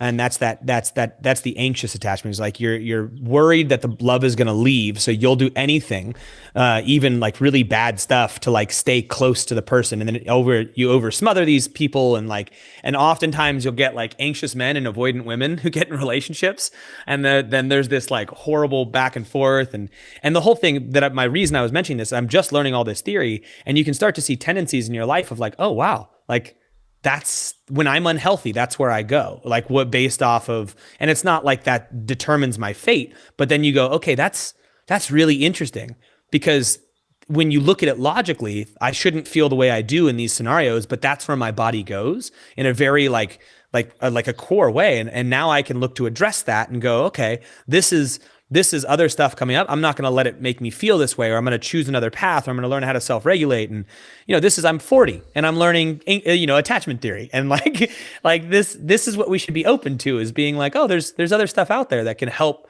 clarify the world a bit. But anyway, that's where I was going with it. One of the interesting things, and this has not been me, but I don't live my life based on fear. So I've come to the conclusion that a lot of people are very fear-based, and what if I fear and fear of failure, fear of death, for all these other things. I had a lady on the podcast, and she was talking about the fear of being feeble in your 90s and this, and I was like, I've never thought about that. I'm when I was in my 20s and 30s, I never even thought I'd make it to 50. And now that I'm close to that, I was I if I got to the point where I was feeble, I'd just tape a brick to the accelerator and fucking go. Let's go. And but I realized a lot of people live their life based upon fear, right? Yeah. The fear of being alone, the fear of this, the fear, and I'm I don't fear anything. If I found myself alone, I would just figure it the fuck out. Or if I had to, whatever it is, I think, avoidance and that's another big thing. Being, being in a relationship with somebody who does avoidance, where just a lot of shit goes unsaid, gets pretty awkward. I'm sure we've all been in that situation where you're man, we probably could have talked this thing out, but then just people tend to avoid stuff because it's fucking awful to pull the Band-Aid off. And I think that's one thing that I've always hopefully not struggled with is hey, if there's an awkward conversation to have, I'm just thinking as I'm going through my head, there's always tons of awkward conversations to have with people. But, the problem is that if you're going to have an awkward conversation with people, you're going to have to be prepared for what kind of comes from it, which is ripping off the Band-Aid, which is now all of a sudden you're well, I guess we don't get to work together. Maybe we don't get to be married together. We don't get to do these things if we have this conversation, if we go down this road. But I don't want to live that fucking life. Yeah. Well, you have to go down that road. If you don't go down that road, you're screwed. Yeah. That's the thing is I think what we do as we mature, or ideally, is we learn how to have the awkward conversations in ways that they can be heard better, right? I think when we're younger men and when we're a little bit more confident, a little bit more willing to face that conflict, like you're referencing, we do it in ways that are probably a little bit more blunt than is possible for someone to hear it who's a little bit more fragile. And I think that what I've learned over time is I was always willing to say the hard thing, whether it be a business relationship or whether it be a relationship, but I wasn't always right. But it sounded like I was right the way I was phrasing it. And I would kind of swing at things with hammers. I didn't have all the tools. And as I've aged, as I've become more mature, it's well, I'm still willing to have the hard conversation, but I'm going to approach it in a less emotional way. I'm going to use words that are far more around my own well-being and my own perception of it. And it's not going to be hedging. It's not going to be I think and blah, blah, blah. It's well, this is what I'm seeing, and it just makes it easier to have those tough conversations. And ideally, as we mature as men, we don't just keep going at the problems the same way with a hammer. We don't keep trying to fix everything with I think the bluntness is great. I think the communication's great, but there's also a way you can do it better. And that ideally would be maturity, wouldn't it? Yeah. Yeah. That's another interesting thing. Is it you think about immaturity or maturity, that's a fascinating one. Cause I think, I'm on a big maturity kick right now. Yeah. I read a book that talked about, immature parents that, what is it? I'll have to pull the name up. Okay. But the idea of what does that look like to be, cause to some extent, my mom's a funny lady, but there's some really kind of immature things that my mom does, and she's 86. And kind of it was funny. I was talking to my brothers, and it's and I wonder, it helps with having a good sense of humor and being fun to be around. But at some point, and I'll kind of couch maturity in an interesting way. And you know this having kids, immaturity is, I'm only going to do what I want to do when I do it. And like, you think about like, I go back to Andy Stump, like the difference between a boy and a man does what he has to, a boy does what he wants to. And like Andy dropped that one on me one time. And I was like, obviously, Andy very well. Andy was always really good for those life nuggets, but like thinking about immaturity, like there's certain things that you have to do within life. And there's a lot of things that maybe you don't want to do. Like, it'd be a lot easier just to doom scroll and look on the phone and eat fucking chocolate bonbons. But that's not going to help me be the fittest, best version of myself. It's not going to prepare me. Like, I'm not doing anything to sharpen my blade. So like going out and doing hard things over and over again, like even David Goggins doesn't, even though he claims to like it, that motherfucker doesn't like that. He just does it because that's what he's supposed to do. So I feel like maturity is being able to have a high level of like, I guess you could like step away and like see the general good and be like, all right, I know what I have to do. I know how this whole thing goes, and that it might not be what I want to do, but it's best for the general good. And like the maturity of this moment is like, like you got 4 little boys, and I'm sure it'd be fun to go off to Vegas and party, but then like, I'm going to miss time. And like, that doesn't do anything to help my kids. Totally. So like the maturity of that, whereas I feel like immature people, regardless of age, do what they want to do in that moment. And I'll just give you an example. I consult for a local billionaire here. And because he's been so rich for so long and people kiss his ass in so many different ways, and I'm sure you know people like this, his level of maturity is so fucking low that like even in his 70s, I've never met anybody as immature as him. Like when it comes down to spending money and this and how he treats people and this whole thing, like zero maturity in anything, to the point where I'm like, I am just, one, I'm flabbergasted you're as rich as you are. And 2, it fucking blows my mind. Like he's just because of the money he has and what he's been able, and everything, just like he's allowed him to be the most immature person on the planet. And like, which is sad. Yeah, it is. And like, but that's kind of how I've kind of couched it, is like maturity is having enough wherewithal to know what has to be done and to not avoid it, and to go into the fray, solve the problem, and do the hard thing that you don't want to do. Immaturity is just like the little kid. I'm not going to do that today. I'm just going to avoid it. I'm going to do what I want, regardless of the outcome. I don't care who it hurts. I'm just going to, I'm going to do me. And like, that's immaturity. And, like that maturity doesn't come with age, because I've met people in their 70s and 80s that were that immature. And I've met people that were 10 years old that were mature. Yeah. Yeah. Yeah. I 100% agree with you. It doesn't come with age. Yeah, but I'm sure I'm very fortunate in, with our power athlete, like we have a very unique set of people that like get up and bust their ass and train. And the people that do our consults are really our like high value customers. So I love talking to them.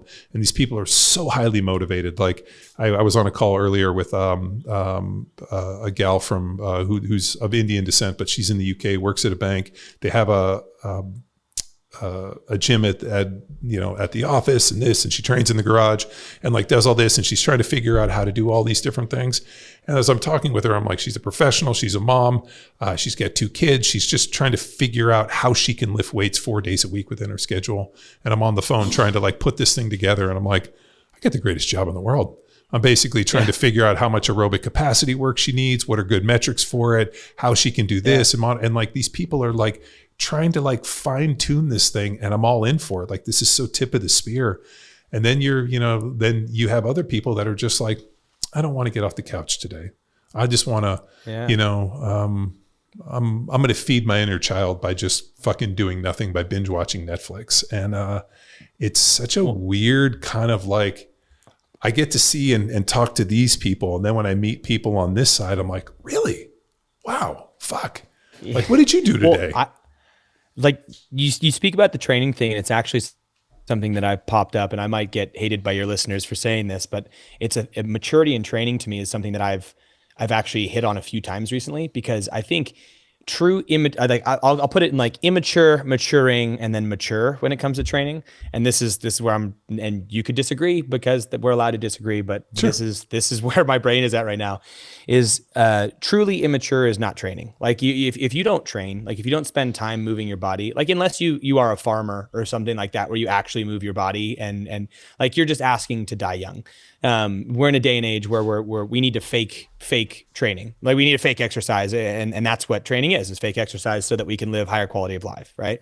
So if you don't train, that's immature. Like you can't sit and do these things because you're not serving yourself, and you're also not able to serve your community and the world the best way possible.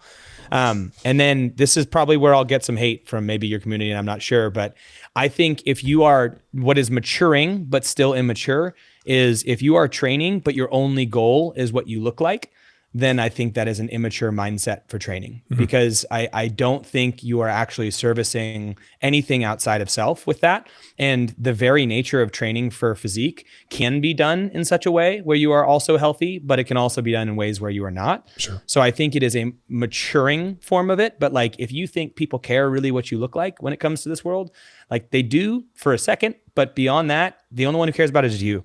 And I think that you still have some maturing to do in order to some degree actualize in training and realize that the reason we train is we can live a higher quality, long life. Sure. Like we can go out and say yes to life, do the things that we want to do. And until our training, and like, you don't need to do that. Like you can pursue like what your body looks like and be capable, like you can pursue what your body looks like through what it's capable of. But I think that avenue of like, hey, what am I capable of? And let's let my eating and my training dictate what my body ends up looking like, is a significantly more mature way of framing training than I need to look this certain way. I think you're still on a lower spectrum of maturity. And it's like, it's heartbreaking to me because that's what gets celebrated in our fitness space, is people who like every one of their photos is them flexing and they're being like masculinity. Ugh! And I'm like, oh God. Like, dear God, wanker. Yeah. And I hate that somehow masculinity is tied to like a beard and a cigar and bourbon. Like, oh, look at me over here with my bourbon and my cigar and my beard. I guess I'm a man. And I'm like, oh my God, dude. You're like look, I like bourbon. I have a beard, and I'll smoke the occasional cigar. Yeah, if you think that that's what masculinity is, that's what their entire fucking like that's what their entire identity. Like, I mean, but here in Texas too, the same thing with guns. You go over to some guy's house and you're like, it's a lot of fucking guns, dude. Like, and I know that you collect them. I looked at guns, like I own guns, and but I use them to hunt. We hunt them, and they're tools that we use. And like, I don't like obsess and like have a gun room and this. And I went to this guy's house, and he had all these fucking guns all over in this room, and there's and I'm just like, what the fuck, dude? I was like, have you ever shot any of these? No, not really. There's and it's just like, it's the same thing with like I dig trucks.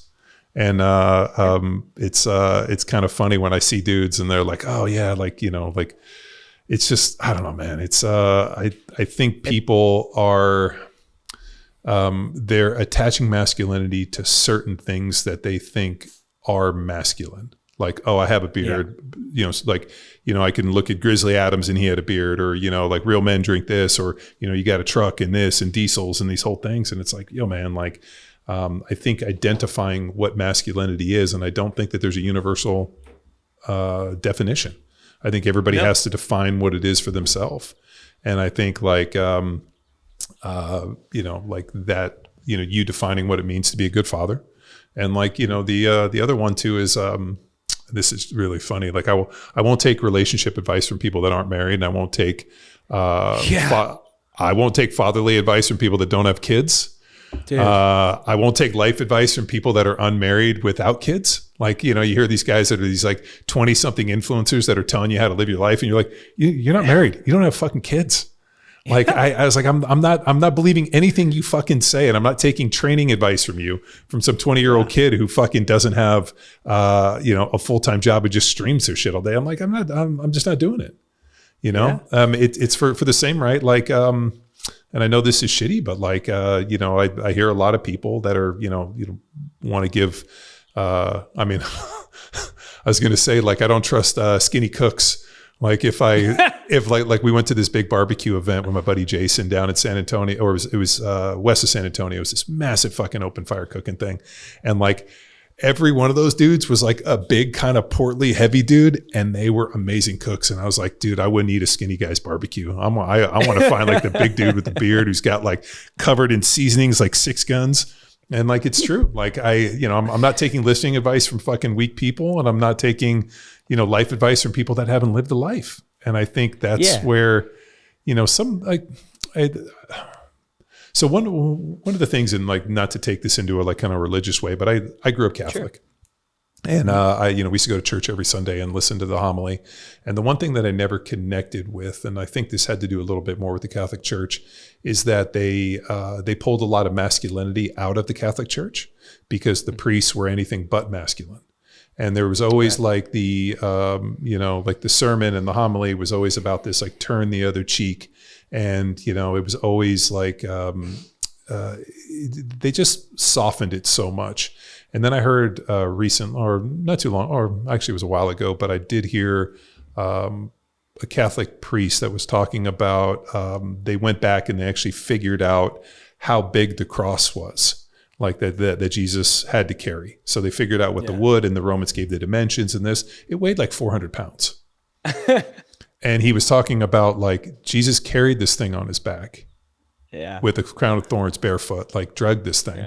And like, how fucking strong and stout that he wasn't a weak man. He was probably 6'2", 210 pounds, was super stout, was strong enough to be able to shoulder this thing and carry it, and then survive on that, because the only way you breathe is you had to push up against it. And so he talked about like the strength, and like, this dude wasn't like, obviously had, the Son of God, but like the physical strength of that. And I realized, I was like, oh shit. Like, that was impactful to me, because I was like, here was a strong dude that shouldered the world, and like just the physical thing, and then they were talking about like, on the third day he rose again. There was a huge stone that had to be moved. He rolled that back, and he's like, he would not have been a weak man. He would have been a big, strong dude, and somebody that stood in the face of all of this. And like, that was very impactful for me when realizing like, oh, the messages that I heard as growing up Catholic kind of painted him as, this kind of like soft, meek, kind of like turn the other cheek. But when you go read it at an older age, you go back and read the Bible and the stories, you realize like these dudes were anything but. They were standing in the face of like the Romans that were literally killing these people, and like all the turmoil, but just the fact that he shouldered a 400-pound cross and was able to drag this thing and carry it. And I just like that physical strength and that identity. And I was like, oh, okay. Because in my mind, as I saw the representation of it, like, as these kind of very meek, like almost feminine men that were the priests, like I never connected with it. And I realized that I didn't connect with the information because the people that were giving me the information, I didn't identify with in any way.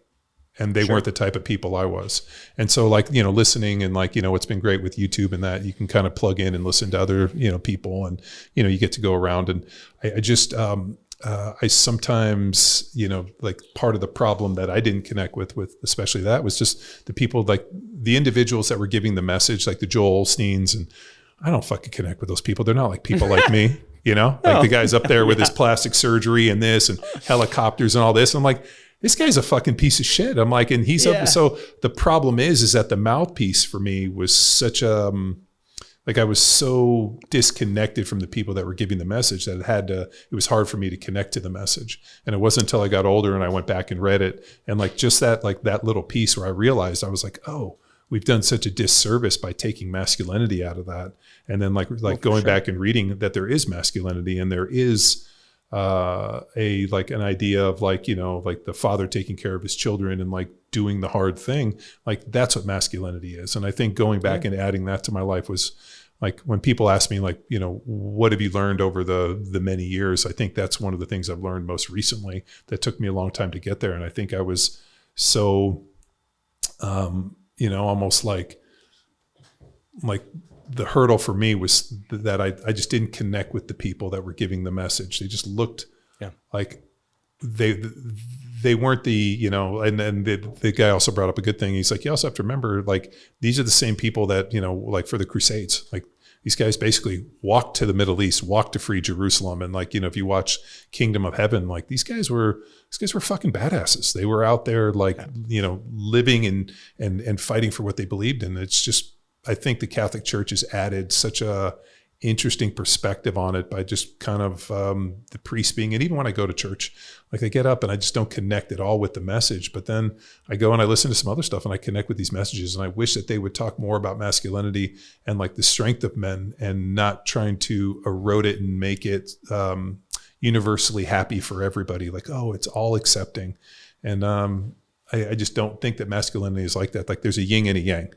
And the problem, if it's two yings, it doesn't fucking work. There has to be a balance. There has to be, alpha and omega. There has to be a male and a female. And I think that there's a lot of confusion in that, and like what a real man is. And I go back to that Marcus Aurelius, like, don't argue about what a good man is. Don't argue about what manhood is. Everybody knows. And it's not a beard, and it's not bourbon, and it's not, diesel trucks and cigars. It's actually, doing of service and, working to kind of sharpen that blade every single day, and being capable, and, not fearing what the future has in store, and realizing we're here for a short period of time, and that we have to maximize it. And then the only effect you have is the one that's placed upon others. The idea of like, if, there's a cool pool of water and I throw a little pebble in, there's going to be little ripples. If I throw a big rock in, it's going to be big. And, and the only, we're all going to be forgotten, but the only impact and the only way we live on in eternity is by doing something of value. Yep. Yeah, that services others. I totally agree with you. And I think that the posturing that we see in this space is fascinating. Just going back to all the stuff you were saying, it's really hard to take some of these mouthpieces. Like, I don't know, maybe it's because you yourself are pretty authentically you. Like you're just always going to kind of be who you are. I don't know. You've known me a long time. Have I changed? Not at all. Not at all. I mean, you're the same fucking dude, I'm sure you have your demons and there's things that you hold close, but at the same time, like you're the same guy. And it's like, you like trucks because you like trucks. You don't like trucks because Jim Truck Guy told you to buy a truck. You like bourbon because you like bourbon. You like these happen to be things that you've exposed yourself to, strength training, like jits, like all that stuff. It's like, you weren't like, I want to be jits guy because Phil told me to. It was like, And I think that that's what we see a lot of is performative masculinity, where people who have assumed these like part of the role, like the part of the role that is the outward facing thing, but they don't actually live it. They're not actually good people. They're not honest, they're not honest with themselves, and they're not honest with the world. They're like, they're like in front of people, they're kind, and then behind closed doors, they yell at their kids, and you're like, what the fuck, what is wrong with you? And you can, I feel it. I see it. Like I see, like when I watch guys with these souped up trucks drive by and they're revving them and they're doing the stuff and they're doing it clearly because they want attention. I'm like, nothing in my head goes, cool, dude. Everything goes like in Sweet, my head penis. goes like, exactly. It just goes small dick. And then same thing with like, I see all these these people online who are posting these like, get shredded after 40. And like everything is there. Like a photo of themselves is their main photo. And all of their photos are them like with inspirational quote and them flexing their brains out and being like, real man, like blah, blah. And I'm like, do you think any real men look at you and go, that guy is confident? No, like a real man, a person who's actually confident looks at you and goes, that guy's deeply insecure and he's needing to tell all of us exactly what he looks like, like if they're like, maybe they're making sales off of it. Like they're duping other men who feel this like emasculated, like this desire to do it. But I want all other men who are seeing this out there. Like if that's your profession and that's what you do, any authentic men who like feel genuinely confident. And I'm saying this, I mean, John's a strong dude. I was also I'm a 5'7" dude who had maxed out my physical capacity wise, like in every way. And I don't look at you and go, strong dude. I look at you and go, you're super insecure. I hope you find peace.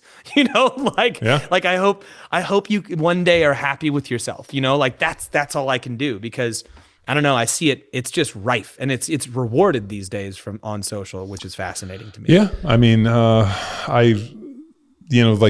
masculinity thing is fucking concerning, just for the fact that I don't know what to tell them. I get to raise 4 boys, so I'm gonna. And you're doing it right. I mean, so when I found out I was having the girls, this is many, many years ago, I reached out to a bunch of guys. Like, we had guys on the podcast, and I remember I talked to actually a fair number of guys who were older, and one of them was like Stu McGill, for example. And I asked him, I was like, any regrets as a father? Was like the only question I asked. And I asked a lot of dads this, and they were all kind of guys in their like 50s and 60s who had like raised kids who were older. And he kind of got quiet and said, I wish I wasn't so hard on my children. And I was like, oh, how are your kids? And he's like, one was a lawyer, one was they were all very, very successful. And so every father that I talked to who kind of like got quiet and was like, I wish I had been like, I wish we'd had more fun. I wish I hadn't been so hard on my kids. Every one of their kids was successful. And then I talked to parents that are like, man, I wish I was harder on my kids. I tried to be their friend. Every one of those kids was a fuck up. And, my dad was expected a lot from us. My mom was hard on us. And like, there was like, with much is given, much is expected. And there was always that expectation. And, and so that's been like an interesting piece is like, you never want to look back and be like, and as I was telling my daughter, I'm like, you never want to look back and think, if only I had worked hard. Sure. If only I had done this. And I told her this, I'm like, I never quit football. I played right up until the point that they didn't want me anymore, where all of a sudden, like I got hurt and I could not physically do the job and teams called and like, I like physically could not go. And then all of a sudden when I could, like the teams weren't interested. And I was like, I never quit. I never said, I'm not going to do this anymore. I'm done. I literally played right up to the point where I physically could not do it. And then teams just didn't call anymore. And I played until my 30s. And so I got a chance to do it from the time I was 14 until almost for, 20 years. And like, I was like, I never quit at anything, because once you quit at something, and I never wanted to look back and say, if only I'd worked a little bit harder, or only if I had done this. I fucking hate that. And I run into people all the time, and you will laugh at this. Do you have any people come over and tell me they're like, man, I probably could have played college football, or I probably could have played sports in college, but I just didn't want to, and I like, and it's amazing where people come tell me their high school football stories. And I love it. I'm like, great, tell me your high school football. And they'll be like, and then, it was 4th and 2. And I get super excited because they're still passionate about it. And I realized when I played high school football, I had like 100 scholarship offers by the time I was 16. And I knew I was going to play college football. And then when I got to college, like I didn't really think about playing in the NFL. It wasn't until I got a little bit older and, realized that the guys I was playing with were, going on and playing in the NFL. And I was like, oh shit, this is something I could do. And then when I got there, I realized pretty quickly that the game at which I liked to play was an NFL game, not a college game. So I was a better NFL player than I was a college player, just for the fact that things happened much faster in the NFL. I felt like college just fucking took forever. Things were slow. Quarterbacks were running around. And it was just like the NFL was just so much more surgical that I played a better game there. And I played for as long. But as I was trying to tell my daughter, I'm like, you never know. Like if I had just been like, oh, I don't really like college football that much, I'll just stop there. No, I kept playing, and I ended up getting to the NFL and realizing like, oh shit, I like this game better. And I didn't really love college football, but I really liked playing the NFL. And I was like, I wouldn't have never known that until if I hadn't continued to push. And I never wanted to go, like, and same in college when I went to Berkeley and I graduated in this. Like I could have graduated if only, I'd worked a little bit harder. Why? I'm fucking here. Like, why not work as hard as you can? Like, there's no difference. And that's what I was trying to instill upon them. And I think that's a maturity piece, is realizing like we only get certain, like life is so short if you think about the grand scheme in which we're here. And you have such a small opportunity, a sliver of time to do the best you can. And like once it's gone, the opportunities are gone and there's no way to go and reverse time. And so all you can do is the best you can at this moment, keep pushing, and you never want to live with regrets. And like trying to explain that to them, and then realizing this is me having lived my life in the maturity of it, talking to people that are immature. And like, hopefully, and like it'll click for them. And I'd like, did it click for me at their age? No, it didn't click for me in 8th grade. It clicked for me a little bit later when I was like 14 or 15, when all of a sudden, like, and I was a little bit older when it clicked, but like I was telling my son, I'm like, I didn't play football until I was 14 years old, because he plays baseball. And he's like, the earlier I started, the more opportunity I have to get better. And I was like, Cashy, I didn't play football until I was 14. And I played with guys that were playing since the time they were 8 years old. And I'm like, so it's not how long you've been doing it. It's the attention to detail and how much you're willing to do the work. And I think what happens is that people get inherently lazy, or they just, or there's the feeling that like, well, what if I put everything into it and I don't succeed? Yeah. Am I going to feel like a loser? And I'm like, you know what? That's life. That's how it always goes. I mean, that's that, and you put everything into it, and you don't succeed until you finally do. That's the only way to do it. Yeah, I mean, you know, they call, like we were joking in the beginning of the podcast about my co-star on Every Second Counts. I was trained at McKenzie's gym, and I was trained to go back in the NFL. And like Castro called up and asked if I would come do the CrossFit Games, and I was like, "What the fuck is the CrossFit Games?"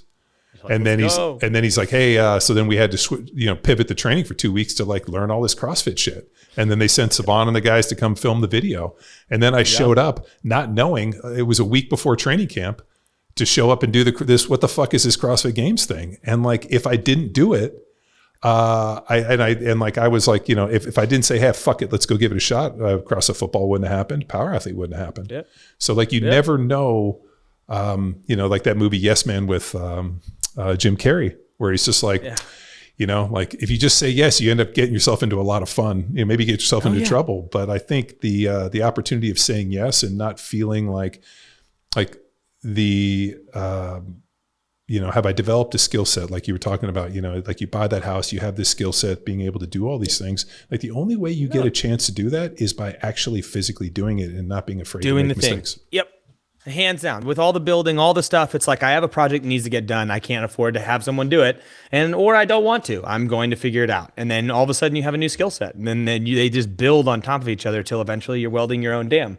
Yeah. Now, not lastly, but the what you spoke to earlier with the parents who were talking about their regrets, there's actually a lot of science supporting that, but beyond that, there's a style of parenting that doesn't do one or the other, because those were like the two ends of the spectrum. One is like, you know, a bit passive, and people are not hard on their kids at all. They don't ask for anything from them. It's like permissive parenting. And then the other side is where like you're really hard on your kids and you just ask for a lot.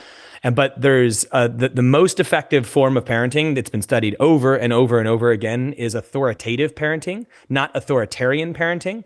So authoritarian parenting is where you're hard on your kids, you ask a lot, but you don't provide any support. So all you do is just ask. And I think a lot of people who have regrets are authoritarian. So kids come out with skills, but they come out really kind of emotionally unstable to some degree.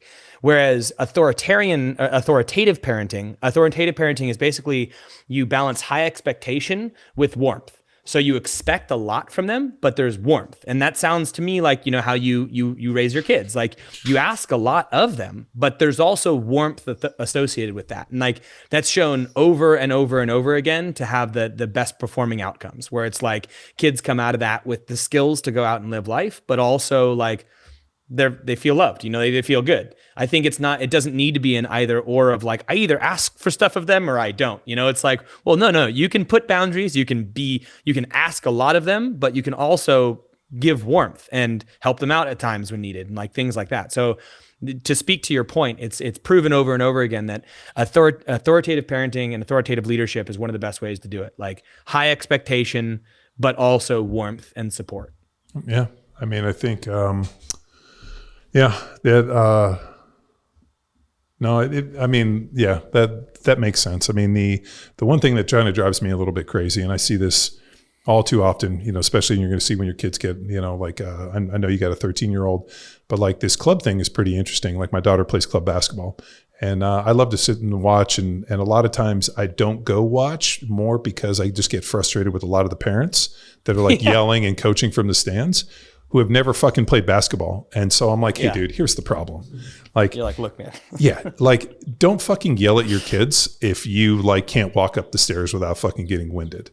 Like I sit there and I was watching this mom just berate her fucking daughter, and I could see the daughter kind of totally shut down. The mom stands up and like she was as wide as she was tall.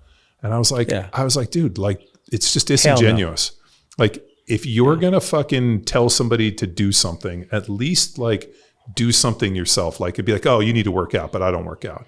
Oh, you know, you know, telling your kids, hey, you need to read every night, but I don't read every night. So like that, I mean, kids are really good about pointing out and seeing inauthentic shit. And, you know, like I was talking to my son last night, I'm like, dude, you have to read every night. And he was like, do you read every night? I'm like, yeah, I do. I read every single night. I read every single day.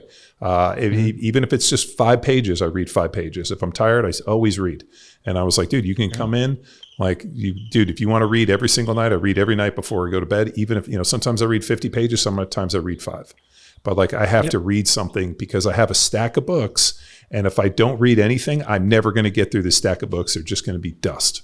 And so, that's that move the dirt mentality. So being able to put that in, but I really just the disingenuous, like fucking, I'll be like, dude, don't yell at your kids about fucking working hard if you've never fucking worked hard. So that idea of like, and sometimes people will like joke, like, oh, as a professional athlete, this ivory tower. It's like, no, I had to fucking work hard. I know exactly what it takes. And I remember the day when sports were fun. And I also remember when it was a job.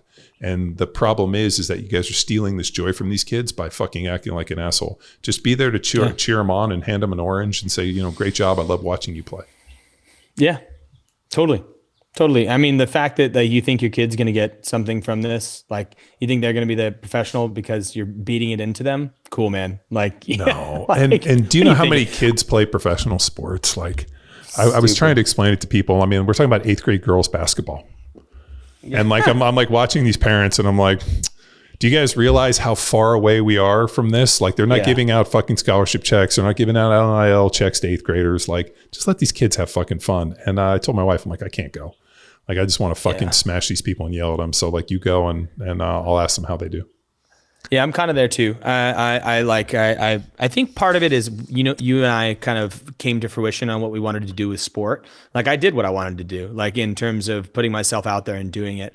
Like I don't need my kids to do that. It would be cool to watch them do that, but like I'm going to support them in these places and we're going to enroll them in stuff and they're going to stay in it and they're going to do like water polo and they're going to do swimming and they're going to play volleyball and we do, surf life saving and stuff. But like, I don't need them to succeed there. Like if they want to succeed there, I'm happy to support them in that, but it's not, I don't need to live through them. And I think it's that like kind of emotional incest that a lot of parents have, like unfulfilled dreams that they're like, this is what I'm going to do. I'm going to live through my child. And like, that's the way that I see success is through them, them pushing in those places. But it's so disingenuous like it's a great way to make your kids hate you and the thing that they're doing. Yeah. Well, so what's on the horizon for the Fathers Guild?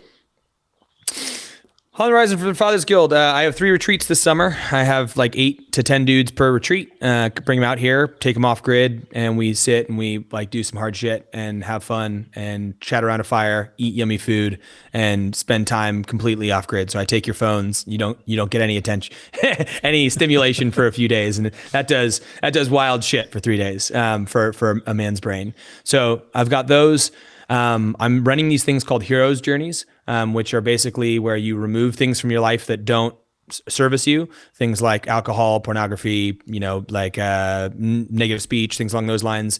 And then you add stuff that does service you, like waking up an hour before your family, potentially some cold exposure, like you go on these different adventures. And I have 10 men doing it right now. So those Heroes Journeys are there. And then in general, I'm just chatting with dudes. If they want to work with me, they can find it at the Fathers Guild, or they can just follow my content. But the goal is to just have a big group of men who are bought into this idea of doing fatherhood intentionally and are not like rigidly set in their ways, but like really don't want to leave fatherhood with regrets. They don't want to be like, on their deathbed being like, I sure wish it's like, no, we fucking did it. Like we did the work on ourselves. So that way our kids are thriving and we're thriving, and that's it. Awesome. And the people, fathersguild.com, thefathersguild.com, or the Fathers Guild on Instagram or YouTube, all those places. Awesome, dude. Well, no, it was amazing. I'm stoked to have seen the journey and the fact that we've been friends all these years. And I'm definitely coming to visit. I'm super excited about seeing your spot and see this fucking pool. So it's obscene. It'll be in May. It'll be the week before Memorial Day. I'll be coming out. So I'm going to definitely, cool. I already charted it. I literally just already charted and like, it's 2 hours from where I'm going to be. So I'm going to swing by and I'll see you. But yeah, man, it's always great to connect. I feel like we could do this for hours, but thanks for coming on Power Athlete Radio. And hopefully we'll do this again in the near future.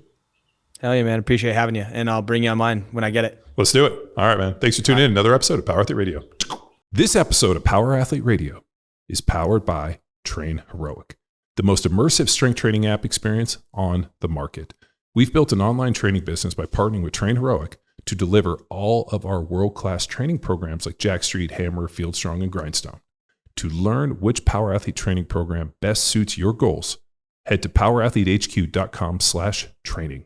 And if you're a coach looking to build a business with the best training tech in the business, head to trainheroic.com/powerathletehq. And now back to the show. Hey there, Power Athlete Nation. Big shout out to all the heavy hitters who stuck around till the final whistle. If you've been soaking in the knowledge bombs and epic tales we've been dropping for free, here's your chance to be a game changer. Swing by ko-fi.com/powerathlete and toss a few bucks our way to keep the podcast fueled and firing on all cylinders. That's ko-fi.com/powerathlete. Your support makes a difference. See ya.